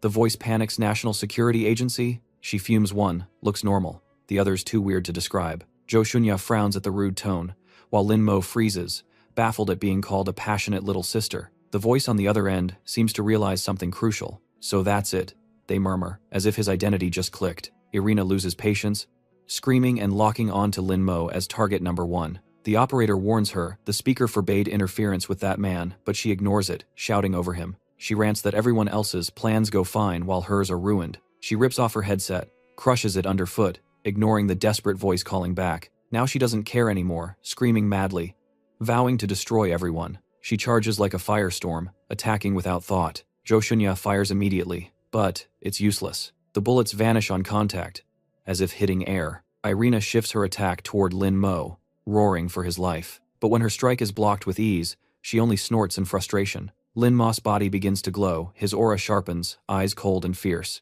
No need to dodge anymore, he mutters, as a black veil forms around him like living armor. Irina freezes for a split second. Something's wrong. This isn't like anything she's seen, it's entirely different. Has fully merged with the armor, no longer human. Jo Shunya is stunned. The experiment has evolved again. Lin Mo glances at his body, feeling it's completely different from the past two transformations. A voice in his head, the parasite, says it's now fully fused with the suit, forming the first complete union. He jokes, finally decided to show up, huh? But the voice warns of a greater threat approaching. Just then, a bizarre tail sprouts from Irina's back. She smirks. You're not the only one evolving. A layer of green slime engulfs her, forming a glimmering yet grotesque armor as her aura surges. With hair flying wildly, she roars, show your real power. I'll beat it into your memory. Without hesitation, Irina charges like a storm, leaving Lin Mo speechless. She only thinks about fighting. He muses that, in the apocalypse, keeping this hot-blooded girl energy is rare, then readies himself. As she closes in, Irina whips out a gun and fires straight at him. But Lin Mo slices every bullet into 3 tiny fragments with 2 swift moves. That only enrages her further. She unloads a rain of bullets. Cursing non-stop, he calmly counters, teasing she's like a stray cat. She leaps and fires from behind, shouting profanities, while he dodges effortlessly, complaining about her lack of manners. Irina spins and kicks hard, yelling he shouldn't butt in, but he dodges easily, spotting her opening. Taking the chance, Lin Mo lunges, slashing at her stomach with sharp claws. Irina gasps at his lightning-fast reaction, but the strike is blocked by a blue glow, a special shield from her body. The parasite hops onto Lin Mo's back, grabs his horns, reminding him Irina blocked that same move before. The barrier isn't a normal shield. Irina spits out a sword, catches it with her foot,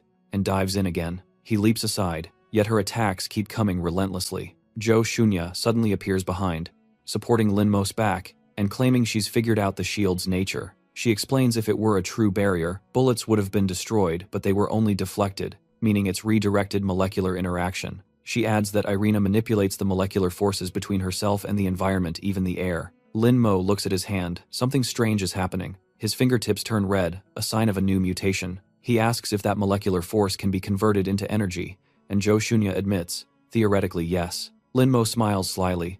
Noticing his claws growing longer, he's figured out how to break the barrier. Hearing that, Jo Shunya tenses and rushes forward, afraid he's about to do something reckless. But before she can finish, Irina attacks again with her sword, shouting, "What the hell are you babbling about?" Lin Mo dodges easily, blocking with his red claws just as he predicted. Irina counters with a brutal kick, forcing him up to the next level. She leaps back, keeping distance, mocking that he finally couldn't dodge. Lin Mo's face hardens, eyes cold and razor-sharp. Had enough chaos? He says icily. If so, it's my turn.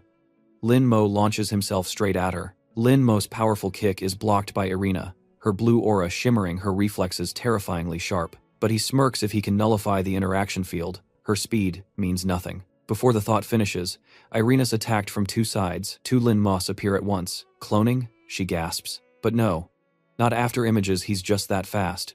Beyond normal reaction, like someone she once met, Irina suddenly notices something off. The red glow. Unbelievably, her energy is being absorbed. To her eyes, Lin Mo now looks like a vampire demon, mercilessly draining her power. From afar, Jo Shunya finally grasps his real strategy, its piezoelectric conversion. She explains when matter is under pressure, crystal polarization generates electricity, and a gifted body works the same way. Each strike, though not penetrating, creates stress that can turn into energy if repeated below the breaking limit. That means the shield not only blocks attacks but becomes its own energy source for the enemy. With hyperspeed saturation strikes, Lin Mo turns the barrier into a generator, stealing Irina's energy as his own, finally piercing through her body, blue blood splattering, proof that no shield in existence is truly unbreakable. Irina grits her teeth, feeling pain for the first time, eyes twitching with hate.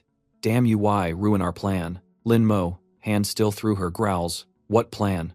What are you people scheming? Getting no answer, he presses on angrily. The Hollows, the monsters, the Feng gang, it's all you're doing, isn't it? Irina laughs weakly, scoffing. Ha, you know nothing. From her wound, branches burst out, coiling tightly around Lin Mo. A gentle yet icy hand touches his face.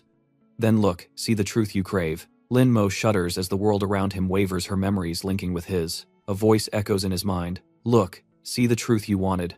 Light flares, then darkness swallows all, leaving him horrified. The scene reforms Brooklyn, before the freeze but not as he remembers. He looks down to a strange, silent, misty scene. That's Agent Y from the Security Bureau holding a bleeding Bridges, while behind him a woman collapses. As he analyzes, he looks up someone's being held at gunpoint. It's Irina, but another version. Long hair, eyes cold as ice, murderous. She's the one who once had that same power. This must be the buried memory she forced him to witness. Beside her, a door appears, glowing with the same energy that now surrounds Lin Mo. When it opens, inside plays a memory. Irina speaking with a mysterious man who grants her control of the subway station's people, saying they're more useful alive. She reluctantly agrees the man is the speaker. Suddenly, the man in the memory turns his head, staring straight at Lin Mo, as if aware of the intruder watching. Lin Mo freezes. This memory isn't static anymore. The speaker's face looks exactly like his, but half demonic. He smiles faintly. So, the rat sneaks into my house. A rush of chaotic thoughts. Why is he here? Is this man another version of himself? Finally, he asks, who are you? The man just laughs, saying Lin Mo already knows the answer. Lin Mo admits it. This is the body's true owner, his parallel universe self. He trembles.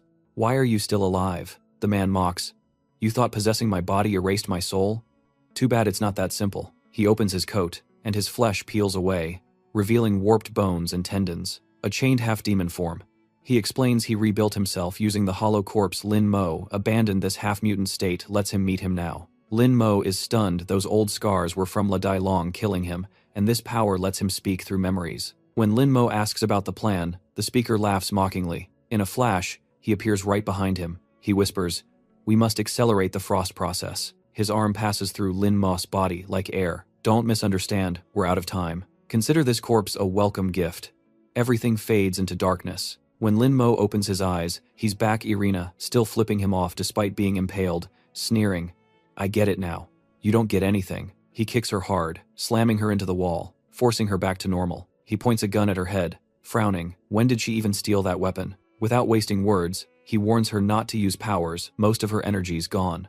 Now talk. What does accelerate the frost process mean? Irina glares, shocked. He knows, demanding where he got that info. Lin Mo tightens his grip, saying coldly, I'll ask one last time. He orders her to answer immediately. Irina steadies herself, warning him not to lose control. She reveals their leader, the mastermind behind the accelerated freezing, kept the details secret but promised to send her back to the past, so she agreed. She grins wickedly, speaking of revenge and mutual gain, not caring what chaos faster freezing brings. Zhou Shunya steps forward, shocked by her indifference, glancing toward the medic for confirmation. Irina mocks them as if the apocalypse wouldn't happen without their interference. Shuya tilts her head, questioning her faith in doomsday. Calling it hypocrisy, Irina still argues, citing the Ice Age as proof. Shuya smiles, calling Irina a lab rat, then asks Lin Mo's opinion. He gets the hint, laughs. No matter how little time they have, they must stop them. Irina scoffs loudly, saying their resistance is pathetic and hopeless. They ignore her,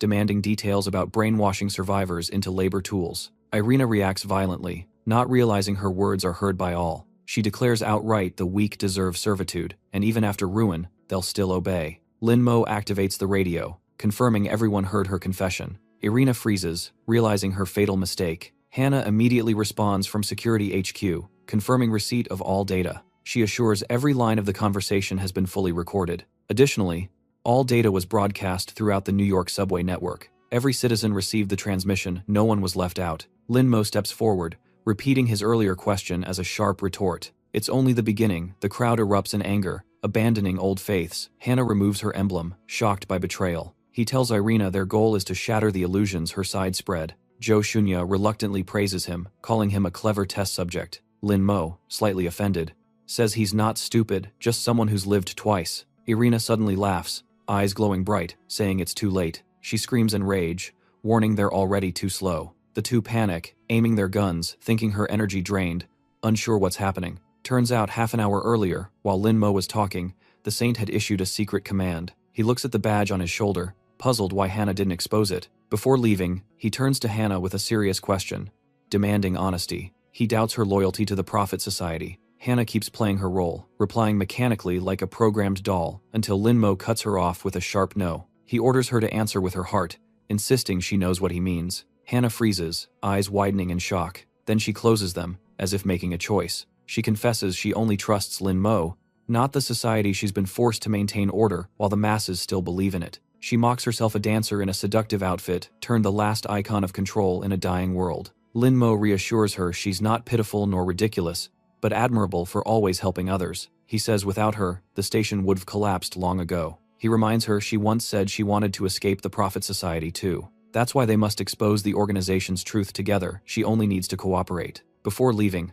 Lin Mo smiles, asking her to stop calling him Saint and use his real name instead. Back in the present, he and Jo Shunya panic as Irina tries to flee, forcing them to open fire. Bullets strike, sending Irina crashing down in agony. But before it's over, her aura explodes violently, releasing a shockwave that halts them both. Lin Mo stares in shock at the strange phenomenon before him. As the light erupts, he pulls Jo Shunya out of danger's reach. He exhales, muttering how close they came to disaster. She stares blankly at the wreckage, reminded of their previous battle. She instantly recognizes it, the same enertransfer drug mentioned before. Outside, Cross carries Irina along a blood-soaked street. She groans, while he tells her to shut up. Even magic can't fix this. Irina whispers an apology, making Cross chuckle so she can feel remorse. She flips him off weakly, telling him not to get cocky. She mumbles fragmented words about failure, begging him to keep it secret from Han Kanyu. He comforts her, telling her to rest. Meanwhile, Lin Mo and Jo Shunya stand awkwardly,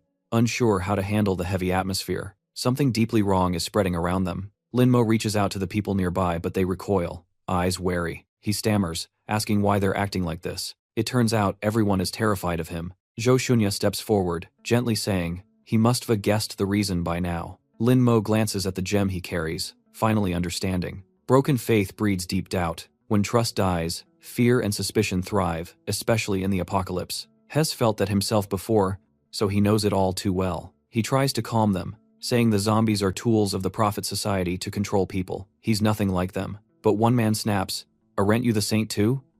Another tries to hush him. Lin Mo stays calm, explaining they're just scared, not trying to rebel. He insists he's nothing like that organization and doesn't seek power. But the man keeps provoking, demanding proof. The girl beside him worries. Shunya suggests acting, but he refuses. He knows any violence now would only deepen panic and destroy what trust remains. Shunya frowns, asking what he plans to do then. He realizes if this drags on, the crowd will collapse from within, just as he once did. Then a gunshot. Hana appears, demanding silence. He turns in shock. The crowd bows their heads, reverently calling her name. Hana speaks solemnly, almost radiant with divine light. She recalls the prophecy when catastrophe comes, God shall return in mortal form as a savior. She muses that if God truly came as human, no one could tell real from false, making it easy for evil to exploit faith. She says, God still loves humanity, but people are blinded by lies, unable to see his presence. Lin Mo doubts her intentions, but Shunya holds him back. At least the crowd is quiet. Hana soothes them, saying, all are children of God. The agitator trembles, murmuring, God loves me. Others echo, affirming divine compassion. The group hums like a hymn, chanting in unison of God's love. Hana asks, then who is the true Messiah? She reminds them, God once gave food, taught farming, sustained mankind. He also granted fire and warmth to survive the harsh winters. If any among us can do the same. Hana turns to Lin Mo, then you are the Messiah everyone's been seeking. The crowd whispers, Messi. Lin Mo finally understands her message. Penny rushes over, singing excitedly. It's him. She recounts how he fixed the heaters, improved the train cars, and ended the famine. Hana continues, affirming he exposed evil plots and rekindled hope. The crowd gazes at him like a saint, light surrounding him, chanting, Savior. Shuya glances at Hana, eyes glimmering with admiration. The cries of Messi grow louder, echoing through the tunnels. The people slowly disperse in order, while Lin Mo looks at Hannah gratefully. He thanks her sincerely for stepping in at the right moment. She smiles, still composed. Then she suddenly asks, "Lin, how will you repay me?" She emphasizes as Lin Mo the man, or Messi the savior. He laughs, calling it a test, and says he's just human like everyone else. Hannah smiles softly, relieved, affirming that he truly is someone special. She steps forward to shake hands and express sincere thanks, but she also wants to offer a little advice. Hannah leans in and whispers that sometimes you must speak in ways others can accept. Lin Mo repeats her words, looking dazed in thought. Hannah explains, most refugees are religious, so to change them, one must understand their faith, then hints timing is key, just like what she did.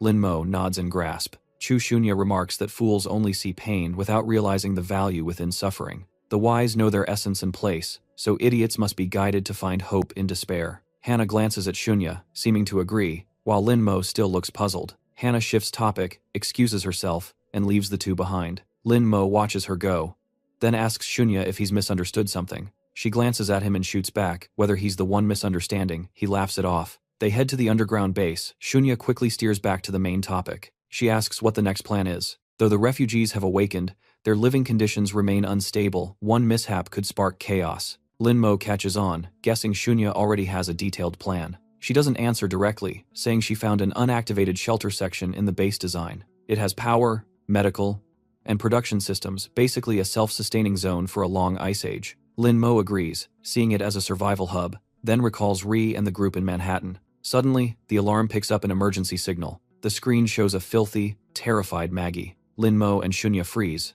recognizing the girl from before. Maggie's trembling voice pleads for help. She and her mother are surrounded by monsters. The image flickers and weakens. Meanwhile, in Chinatown, the scene is the opposite, people cheerfully celebrating the new year in warmth. In an apartment, a phone keeps ringing. A messy hand reaches out, grumbling about the rude awakening. Lin Mo reluctantly sits up and answers, still half asleep. On the line, Shunya, out shopping, teases that it's rare for him to pick up. She jokingly calls him Chinatown's No. 1 detective. He brews coffee, complaining she only says that when trouble's coming. He adds he's off duty for Lunar New Year and plans to hang up. Hearing that, Shunya yells in panic, begging him not to. She insists it's a critical mission that can't wait. Lin Mo snaps, shouting that she's fooled him with urgent cases too many times. Shunya hurriedly soothes him. She promises it's real, this time, and a big case that could clear his loan shark debts in one go. She reminds him how Dailong's recent visit still haunts him, making Lin Mo surrender. He asks for the meeting spot. Shunya smirks victoriously and says at the Owl Cafe.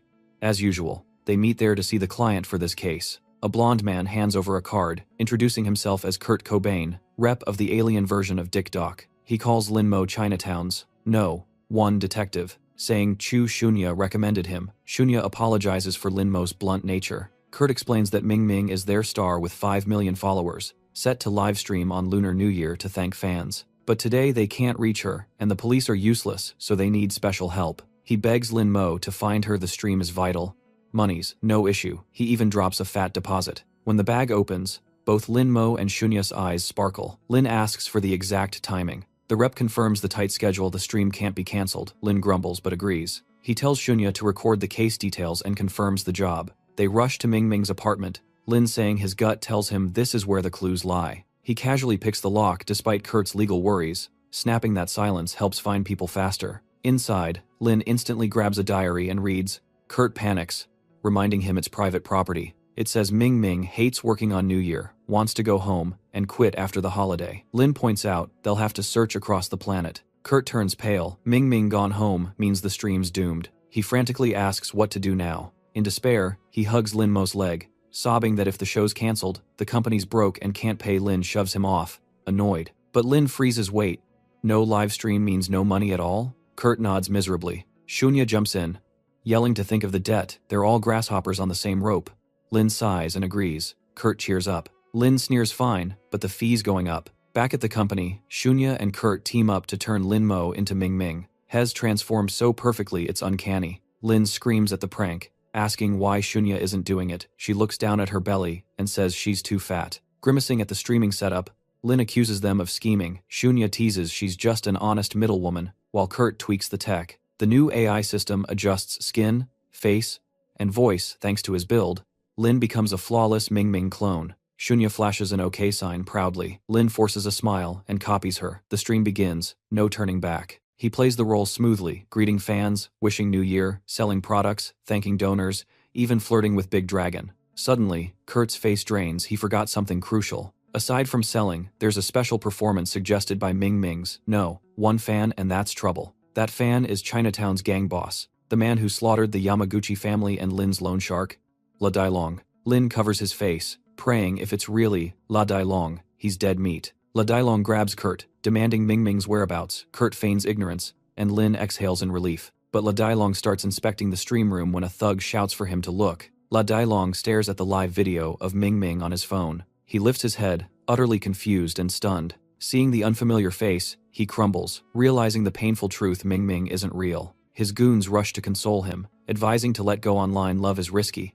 Women distract, but men don't. Meanwhile, the real Lin Mo is in a New York lab where the ideal timeline unfolds. He jumps down to a glass tube holding half a girl's body and asks for confirmation. He mocks her by calling the humiliating name Test Subject Red Deer 13. He states she's essential for their future plan. What they seek is power born from rage. After Lin Mo's escape, he's believed to be hiding in a refugee camp under Manhattan's National Security Bureau. An injured old man is brought to the medical ward by Joanna. His blood type is AB. The medic assures him treatment was timely, nothing to fear. Elsewhere, Gao Di commands his team to counter monster attacks with heavier firepower and defense. At that moment, Barbara arrives angrily, and Gao Di instantly recognizes her voice. Without hesitation, she kicks at him in fury. He dodges just in time, tries to explain, and tells subordinates to leave. Barbara notices he's grabbed her leg mid-kick. She snaps, demanding he let go, right now. They argue fiercely until an agent interrupts, requesting to see Coben outside. The agent hands Coben a red ID card, new credentials for an awakened operative, by Superior's order. Coben accepts it, pauses thoughtfully, then thanks him softly. He tells himself he's still the good version of who he once was. He then asks Xiaobai a question about past identity, with a friendly tone. Xiaobai ponders, realizing Coben's doubts mirror his own experiences. Coben sighs, saying Xiaobai probably can't grasp his feelings, and tells him to loosen up. He leaves to file a report, saying to treat their talk as a light joke. Suddenly, Huai calls his name, making him stop and turn. Huai says he completely understands Coben's, meaning even feels it in the wind. He admits he's not a B.A.D. boys member, but also haunted by his past, wishing it were all a dream. Just then, a sweet voice cuts in. It's Agent Huai speaking again. A purple-haired woman appears, introducing herself as Marguerite Bells-Brigis, NYPD detective, thanking Agent Huai for his help. He awkwardly salutes, but Bridges gently declines, saying formality isn't needed between cop and civilian. Huai lowers his hand, explaining its old habit, while Coben watches suspiciously. Bridges smiles, explaining she came after hearing of a survivor in Brooklyn, assuring there's no major issue. She says civilians are evacuated and requests coordination once medical checks are done. Huai watches her leave, thinking she's truly dedicated. Bridges turns back, saying someone has to act in times like this. Her words trail off, heavy with unspoken emotion. She sneezes. Huai moves to help, but she refuses, deepening Coben's suspicion. She chuckles softly, assuring she's fine, then walks on. She asks him whether soldiers on the battlefield must always wait for orders. He avoids her gaze, replying evasively, clearly used to it. Bridges glances at the Statue of Liberty behind, saying she hopes the lady will slowly accept this new reality. Huai nods lightly in agreement with that thought. Meanwhile, on Liberty Island, the National Security Agency headquarters, the atmosphere is tense. An agent enters to report to Gao Di, who sternly puts down his phone to hear the crucial update. The meeting room door is shut tight for confidentiality. The agent carefully closes it, as Gao Di brings up another grave issue concerning Balorza. Though Subject Zero escaped, he reports Balorza's location has been found and relayed to superiors. Outside, Barbara sees the closed door, frowns in annoyance, and walks away without asking.